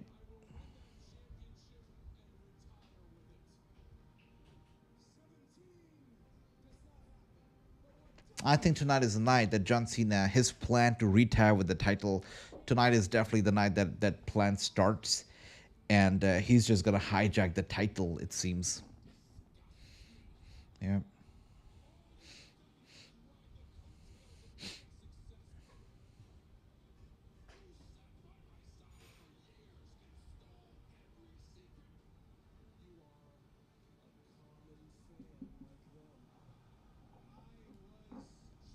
It still kind of blows me away that this is John Cena's last WrestleMania and that he's going to be retiring in December.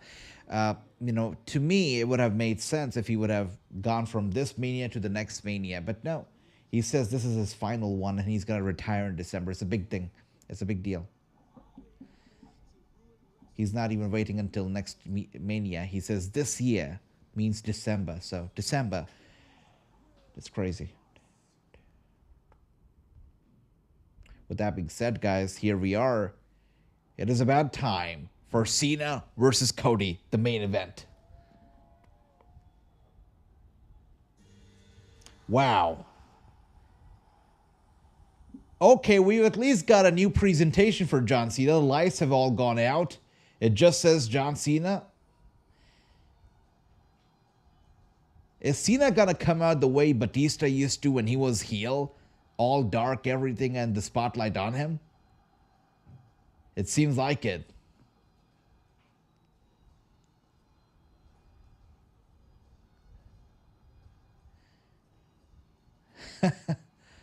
Man, the crew behind John Cena, I was like, who is John Cena bringing out with him? Nah, that's just somebody from the crew. And that's it. John Cena has adapted the Batista entrance from 2010? Yeah, this is the same entrance that Batista used to, you know, come out to. Darkness all across the arena and the spotlight only on the superstar. Cool. It suits him as well. It suits him. It's very interesting, right? That there's no video package, that there's total darkness. It's a total Batista entrance. But the fact that they're still playing John Cena's music, it's a mixed feeling that I'm getting right now from it. I'm getting kind of chills right now, actually.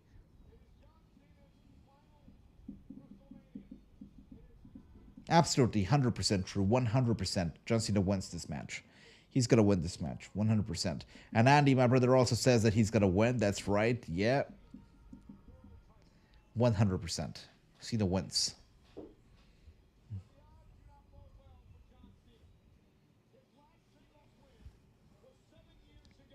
Cena wins this match.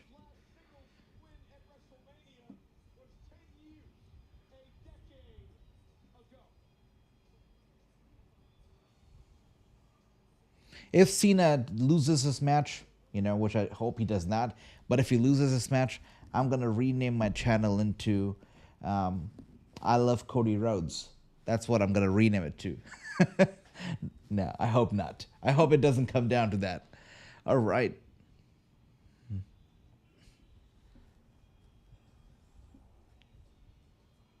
You got it, brother. You got it, Anil.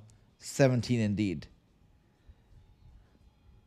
Yeah, but this entrance is the Batista entrance from 2010. And you know what? When Cena turned heel, this was the first thing that I said, that this is the entrance that he should take up. And I'm glad that he did, you know. This entrance suited him very well. It was great. It's great. It's a very nice touch that they're still playing his theme song along with this entrance. It gives you chills. It's nice. I like it. I like it a lot. Okay, Ricky, I won't do it, Ricky. I'll take it back. I will not rename my channel and do anything else except for wrestling news, okay? Got it. Got it. He's not going to throw his hat. No ways he's throwing his hat. I knew it. I love it.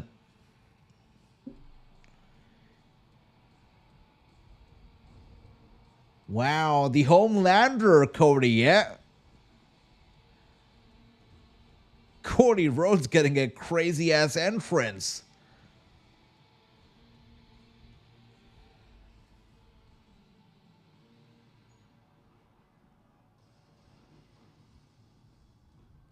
Really? So such a cool entrance here. That was badass. That's a badass entrance. What can I say? Whoa! Pretty cool. Pretty cool. That's a cool entrance. All right, now it's getting cheesy. Take off the mask, Cody. Take off the mask. Getting a little cheesy now.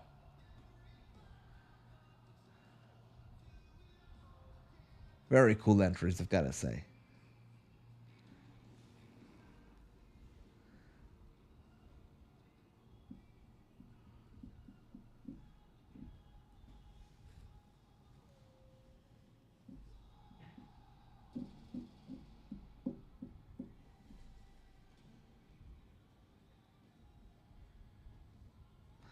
This is the final time that Cody is walking out here with that championship, because after tonight, Cody's not going to be champion. He's not going to be champion. All right, Cody. And me too. You know, it was cool when he came out with it. It was cool when it popped open on its own. But when he kept it down, it was like, all right, Cody, let's stop it. Let's not get too ahead of ourselves now. Let's take it off. Yeah, I'm glad. All right, we got Ricky saying Cody sucks. Cody sucks. I'm with you, Ricky. I'm with you. He definitely does. 378 days as champion. Nice. Nice. Not too hard to do so when you defend it for less than 10 days, right? He's only defended the title like 9 times. So not too hard to be champion for over a year when you only defended like 9 days. Okay, Cody. Big deal. All right, but anyways, that was a badass entrance here for Cody Rhodes. You know, the actual plan, the original plan, was for the bikers to ride towards the ring, but after that ATV accident from Stone Cold and the women apparently getting injured, you know, they said, okay, screw that. We're not going anywhere near the barricade. I'm just kidding. Yeah, but I hope the woman's okay. And I hope she gets a big-ass paycheck as well from WWE. All right, and here we are now with Cody and his daughter and Brandy. That's nice. Yeah, that's sweet. That's really sweet. Aw, that's really nice. That's really cute. Yeah. Take it all in, Cody. Take it all in, because you know what? You're dropping the title, baby. You're dropping it. I know, bro, man. That's not my drumstick. Your drumstick. All right, the drone now coming out. Guys, how did you like those hanging LED screens above the ramp? I mean, you know, when it was first unveiled, people were like, okay, hell yeah, that's a nice touch. But I feel like doesn't really, I don't know. Maybe it looks better in person, but at least on TV, I feel like it doesn't really like do anything. Doesn't make as big of an impact, I feel. You know, Vince McMahon used to achieve that same effect using those graphics, right? Those crazy ass graphics. All right, Alicia.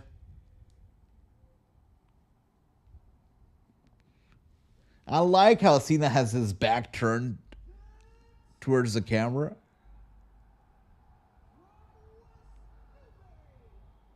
I love it. He's like, stop it.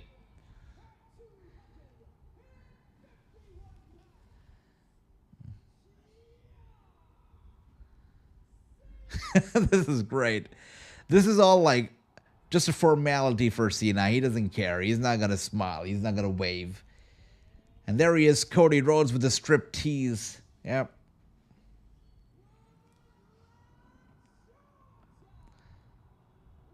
I'm so glad this is the final time that I'm going to be seeing that championship around Cody Rhodes. Yeah. And finally, that title is got to be relevant again. Finally, it's got to be going to the right person and not Cody. Right?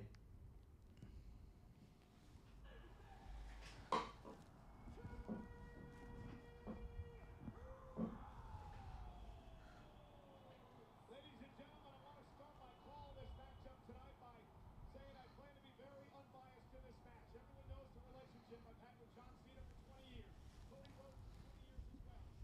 All right, guys, it's time for the main event. Cody, Cena, the final time we just saw the title on Cody, around Cody's waist.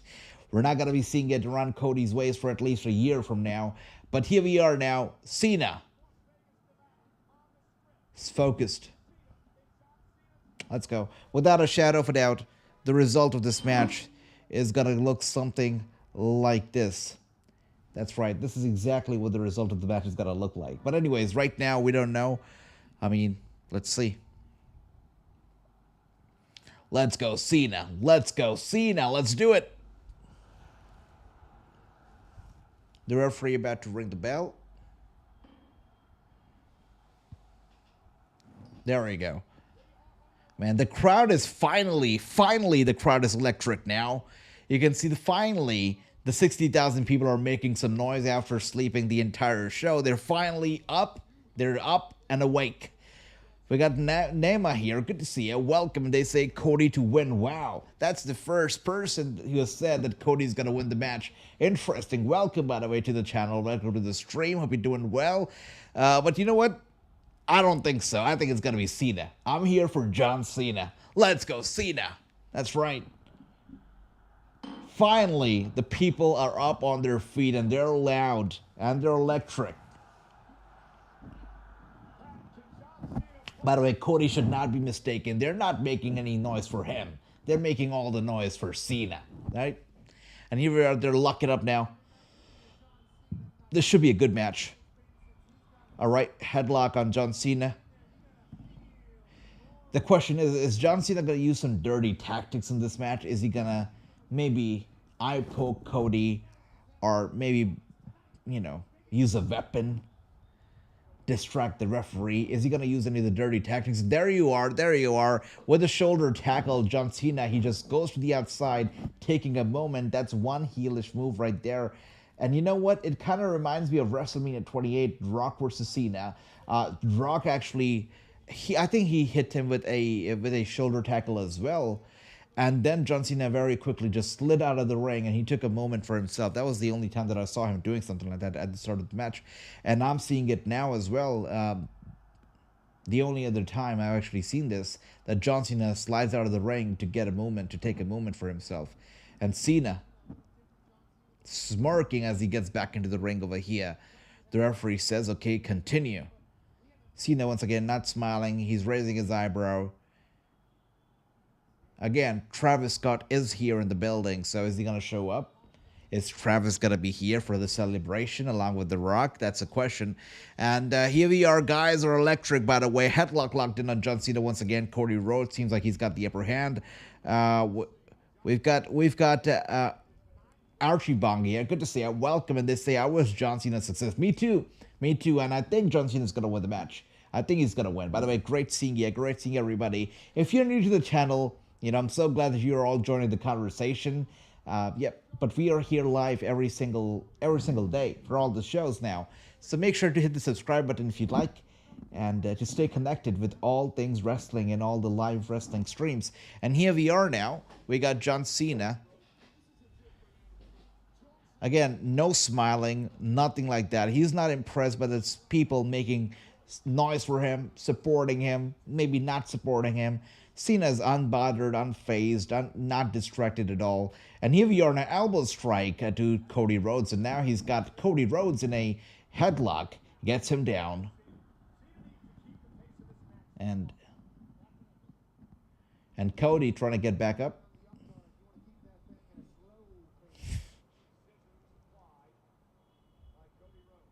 Wow, very quickly gets out of the hold there. Drop kick to John Cena, and John Cena has had enough, you know. This is a waste of John Cena's time. You know, he's a Hollywood star. He's a mega star. Fighting Cody Rhodes, it shouldn't even be happening, right? He's way below John Cena's status anyways. So Cena rolls out, and Cody once again annoying John Cena with a dive to the outside through the middle rope, taking out John Cena, of course. So annoying, right? And we got Ricky Singh. I know Randy Orton is watching this match. Brother, I really cannot wait for Orton versus Cena whenever it happens in the future. I cannot wait for it. I've always loved the rivalry between Cena and Orton, the chemistry that these guys share. And I cannot wait for it to be reignited again, you know? honestly. All right, let's go. We got punched to the head of Cody Rhodes, and once again, those kicks here to Cody. We don't usually see John Cena with those kicks, right? We never see him with those kicks.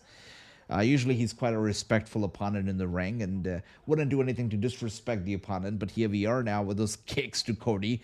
Again, showing lack of respect towards the guy. And now with an Irish whip and a boot to the face, actually. How many times have you seen John Cena deliver a boot to the face? Or should I say a sneaker to the face? And here we are now. Cena unfazed, unbothered. No respect whatsoever towards the soon-to-be former WWE Undisputed Champion. And now, once again, a kick to Cody. Cody in trouble.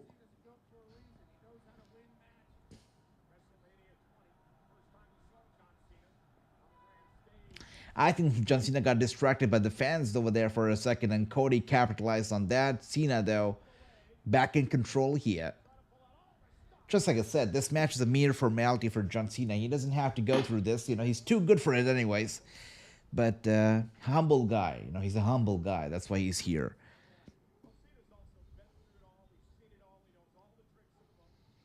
Irish whip here to Cody, sending him to the corner. His back just bouncing off the turnbuckle. Wow.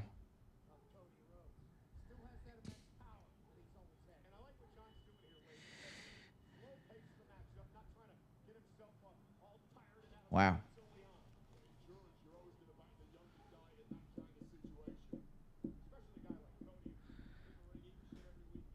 John, don't follow him to the outside. That's the stupidest thing you can do.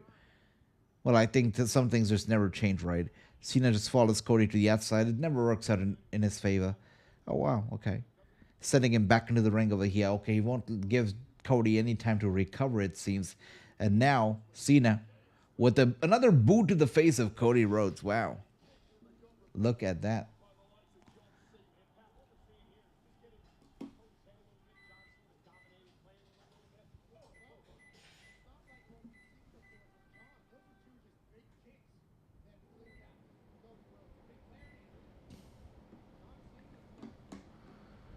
And now another, oh wow, what a clothesline from John Cena to Cody Rhodes. He goes for the cover.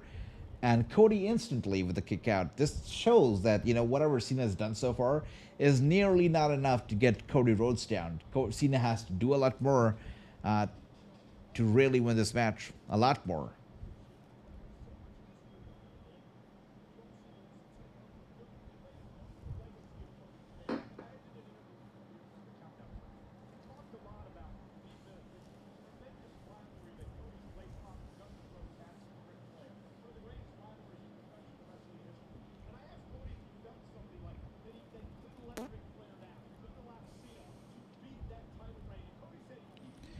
And now a few punches here from Cody to John Cena, straight to the ribs. And now another punch straight to the head of John Cena one more time.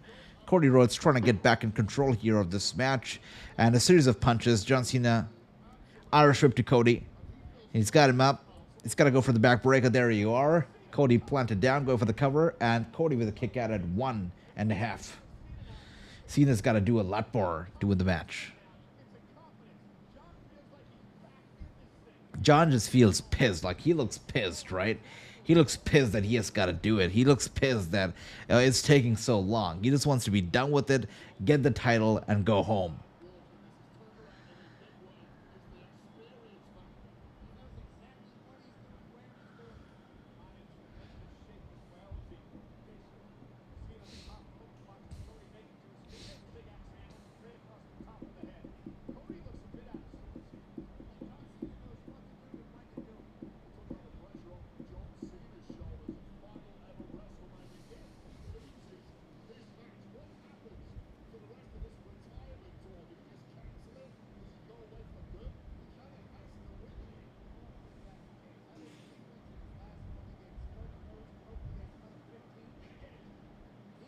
That's interesting.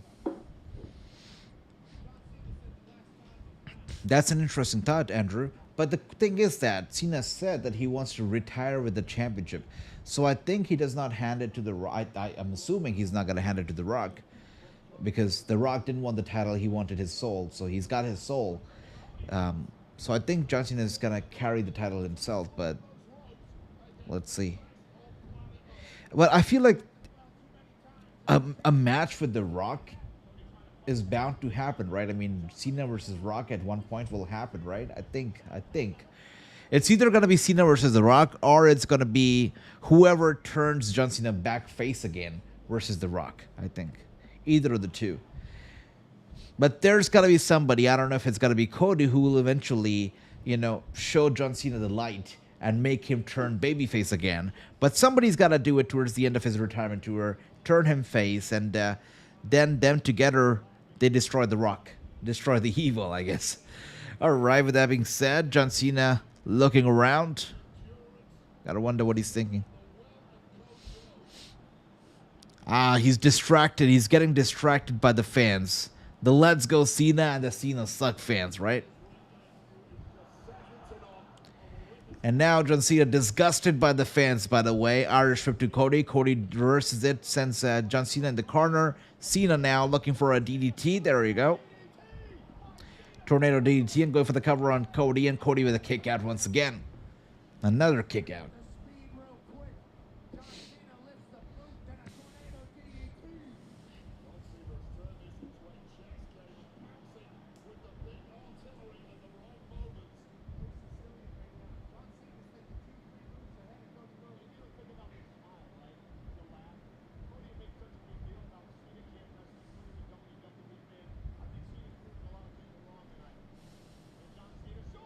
All right. Is he going to go for the 5-knuckle shuffle? Interesting. Is he going to do it? But, he doesn't do the you can see me anymore, though, right? Oh, he's not going to do the you can see me. He's just going to go for the knuckle, I guess.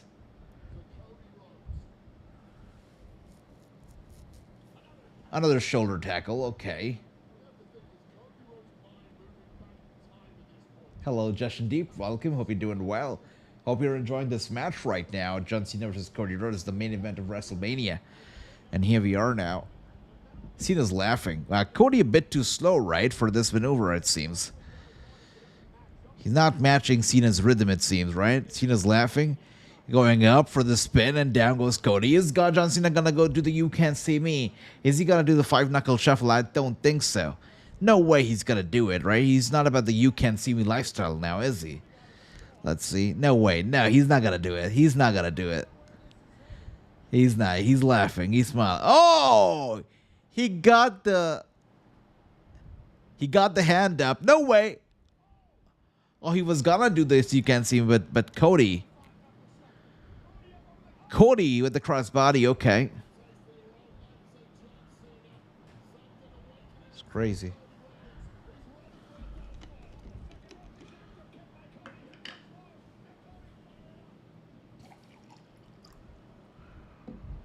Wow.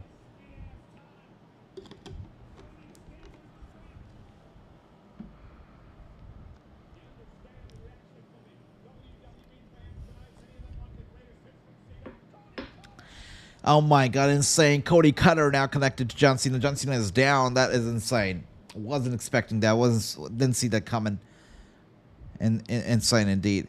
If Cena wins, does he hand the title over to The Rock once again? Great question here posed by Andrew. If anybody else has anything to say about it, let me know.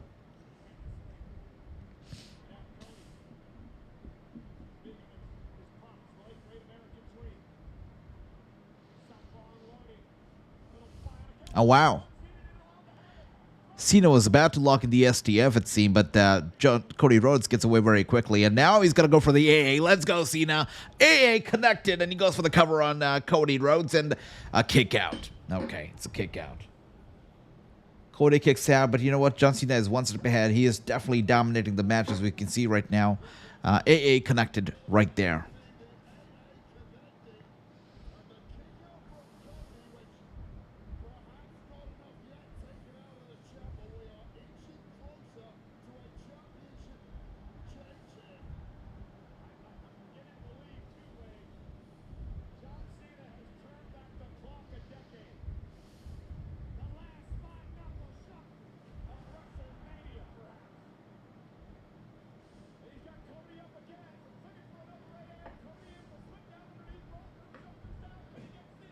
Wow. Look at that.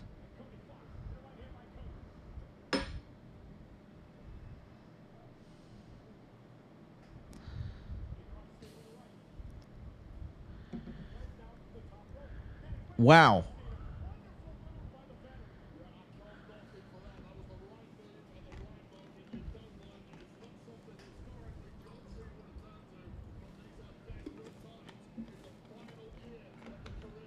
You'd never see John Cena doing the kind of stuff that he's doing tonight, right? You'd never see it otherwise.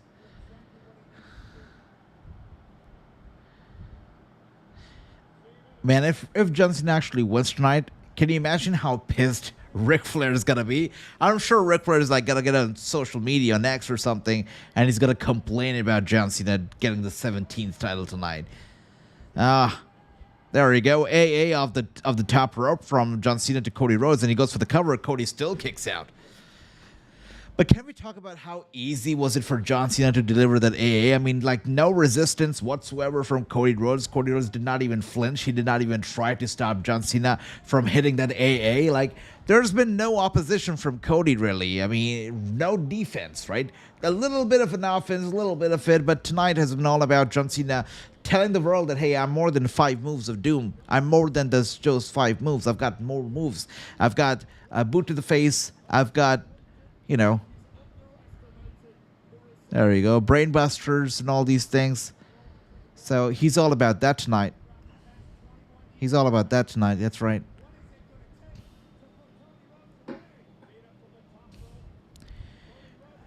Oh, that was good. That was a risky maneuver because you know what? Because of that move from the top rope, John Cena once broke his neck, and you know, definitely it's a risky move for sure.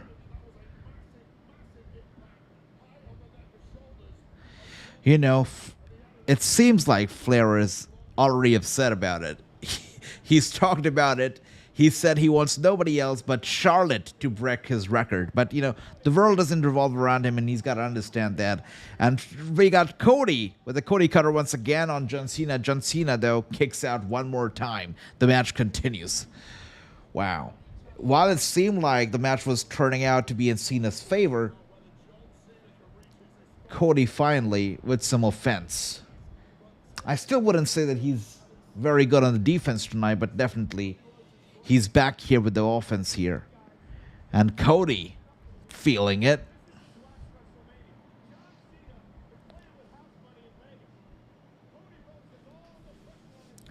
We still have 30 minutes left before hitting the 4-hour mark. So is this match going to continue for 30 minutes? No way, but there's going to be shenanigans here. And Cena with the AA once again. This was the 3rd AA of the night. And now he's got the STF locked in. Where is Cody gonna go? I mean, it's gonna be hard. Oh, wow. Cody actually fighting through the STF. He is dragging himself over to the ropes. He is gonna be causing the rope break, it seems. Yeah, he is trying his best. Wow. Look at that.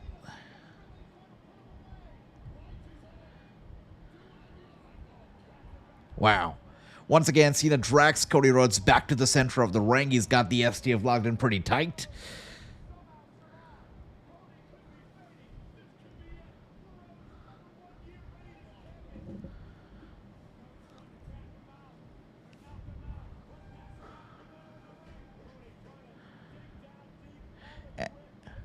Does anybody expect Rock to come out tonight, or do you guys like not see it happening at all?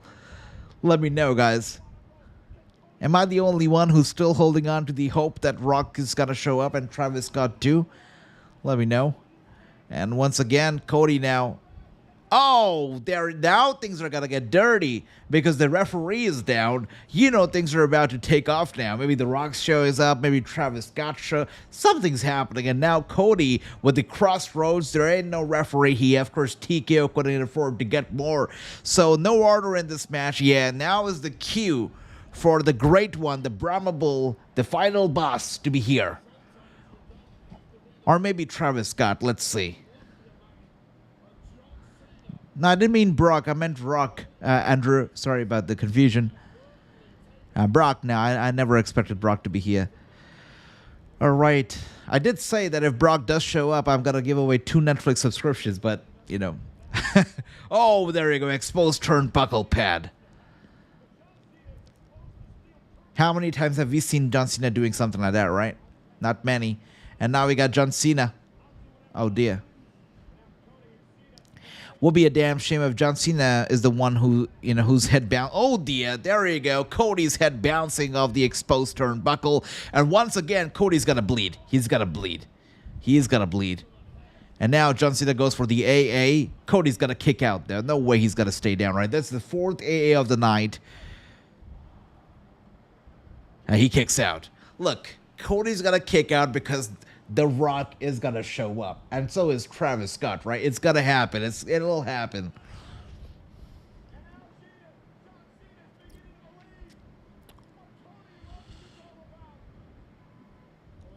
Let's go.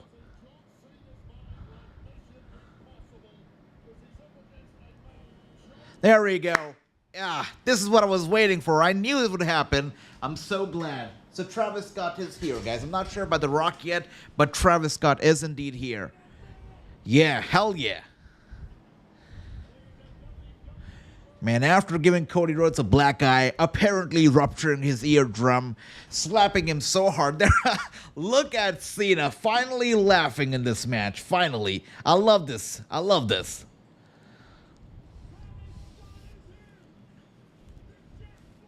I used to find this song so annoying, but ever since Travis Scott aligned himself with John Cena, why not dance to the song, right?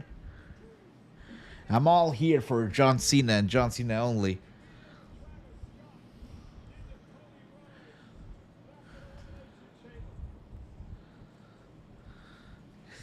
Cena's loving it. He's loving it. But there's no way that Travis Scott comes out only by himself. There's got to be The Rock as well. Like, he's got to be here. He's got to be here. By the way, Travis Scott is taking a sweet time to come down the ramp, right? He's in no rush. And neither is Cena. Like, he knows that he's got it. He knows that, yeah, we good. You know?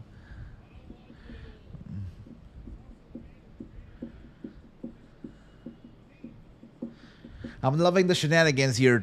Loving the shenanigans here. All right.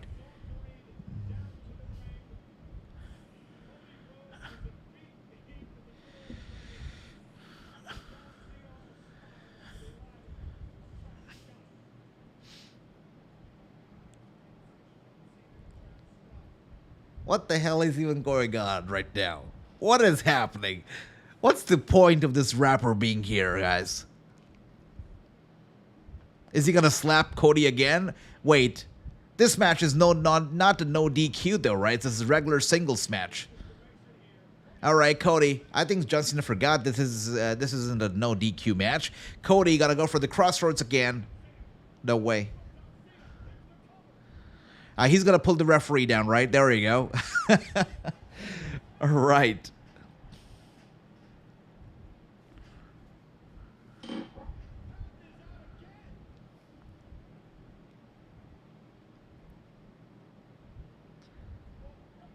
And Cody telling him, I still remember that slap.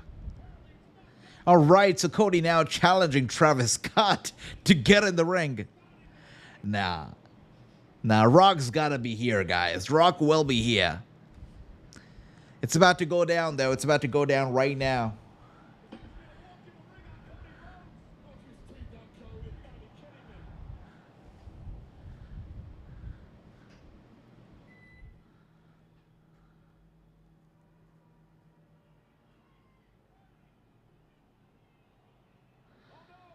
Oh dear. Nah.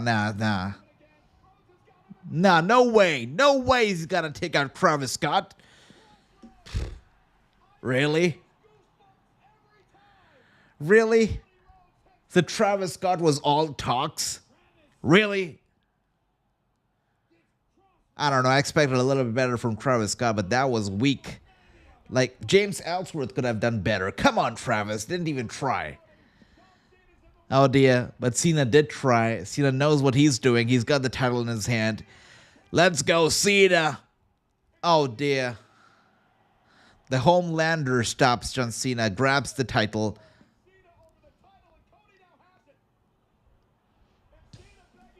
Cena begging Cody to stop? Really? Really? Really?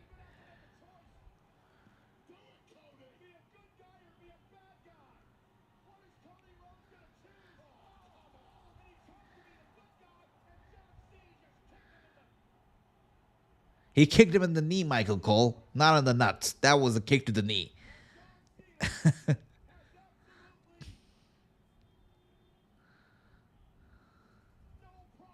There we go.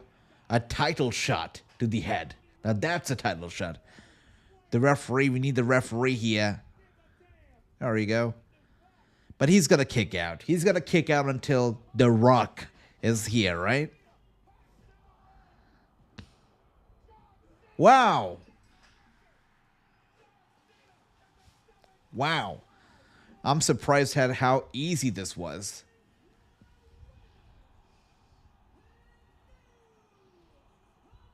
Well, congratulations, John Cena, 17-time world champion. That's right.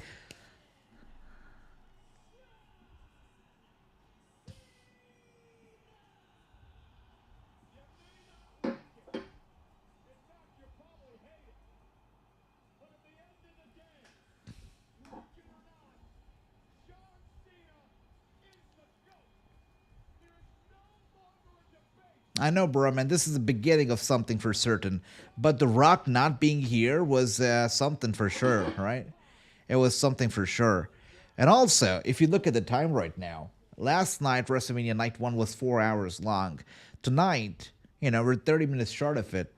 So it's even more interesting. We're going off the air and 3 hours and 30 minutes. Does this make this the shortest WrestleMania of all time? Or at least in recent history? It certainly does. 3 hours and 30 minutes. Usually it's 4 hours. And now Cena helping Travis Scott back into the ring over here. They each have a title in hand. That's right. There we go. Travis Scott lifting up John Cena's hand in victory. Oh, Jacob, thank you so much. Much love. Great seeing you, by the way. Welcome to the channel. Welcome to the stream. Great seeing you. But what do I say? 17-time world champion right here, John Cena.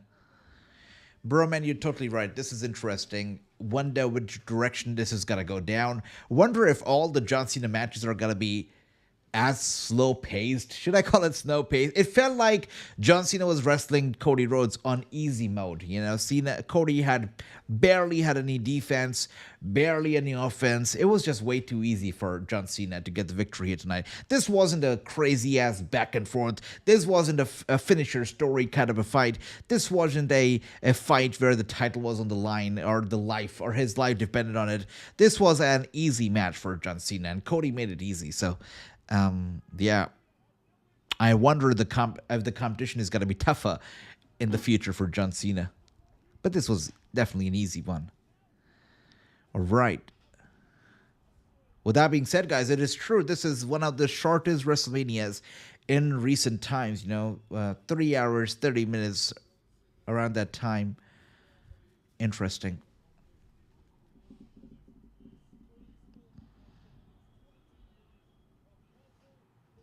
And this was also John Cena's final WrestleMania. Final time that he's at WrestleMania.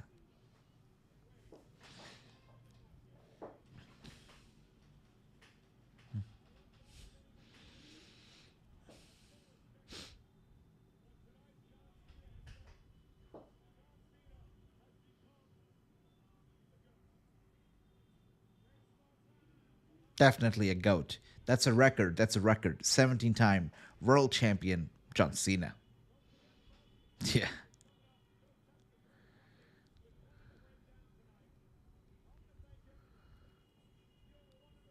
Well, thank you so much, Andy, for being here. Happy WrestleMania once again to you. We are in Cena's world now. We're all in Cena's world. Let's see what the future holds for John Cena and that championship. But this is the beginning of John Cena's era. Heel Cena's era.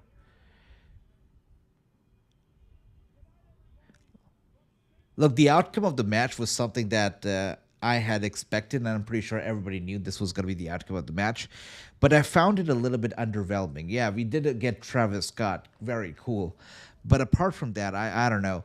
I felt like it was a little underwhelming. I was expecting more fireworks, more shenanigans, honestly. I was expecting a better in-ring, action.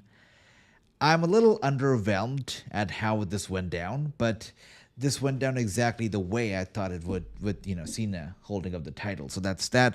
But thank you so much, my brother Broman. Thank you, everybody, for being here, for the love, for the support. Happy WrestleMania to all of you once again. And as I said earlier, we're going to be here live every day. So tomorrow I'm going to be seeing you for Raw. So Monday Night Raw, we're going to be doing the watch along. We're going to be here.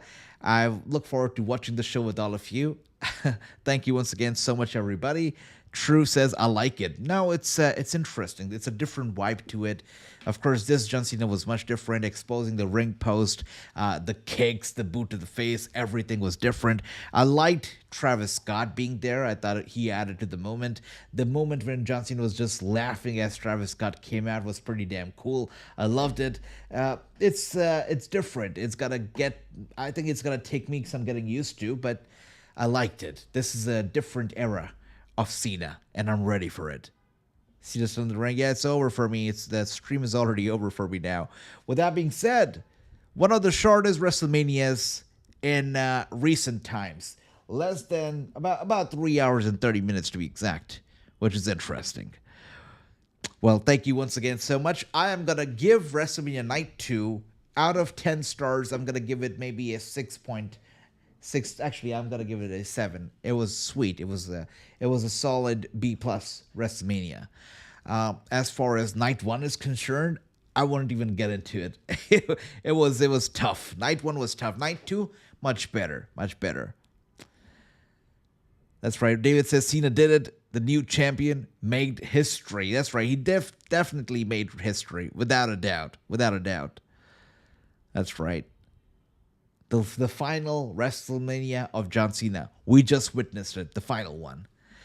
All right, guys. With that being said, thank you so much for being here. Thank you for the love. Happy WrestleMania once again to everybody. And I'm going to be seeing you tomorrow for Monday Night Raw. Same place, same time. And I can see my brother Broman with a 6.5 plus 1 for Vanessa. Broman. All right, I think the Vanessa joke is something that we started today, and it's never gonna end. But I still don't get this obsession over Vanessa. I mean, she's just there as every other fan to watch some wrestling. Why do people get obsessed over her? It's crazy, bro, man. I'm talking to you. All right. Once again, thank you so much, guys. Thank you, bro, man, my brother. What a great guy. Thank you, everybody. Thanks, guys. Have a good night. Sleep well. Take care. And I'll see you tomorrow for Monday Night Raw. Thanks, Drew. Thanks, Ricky. Thank you, everybody. Thanks, bro, man. Thanks, Andy, Andrew, all of you. David, my man. Everybody, thank you so much for being here. Thank you for the love. I'll see you tomorrow for Raw. Take care.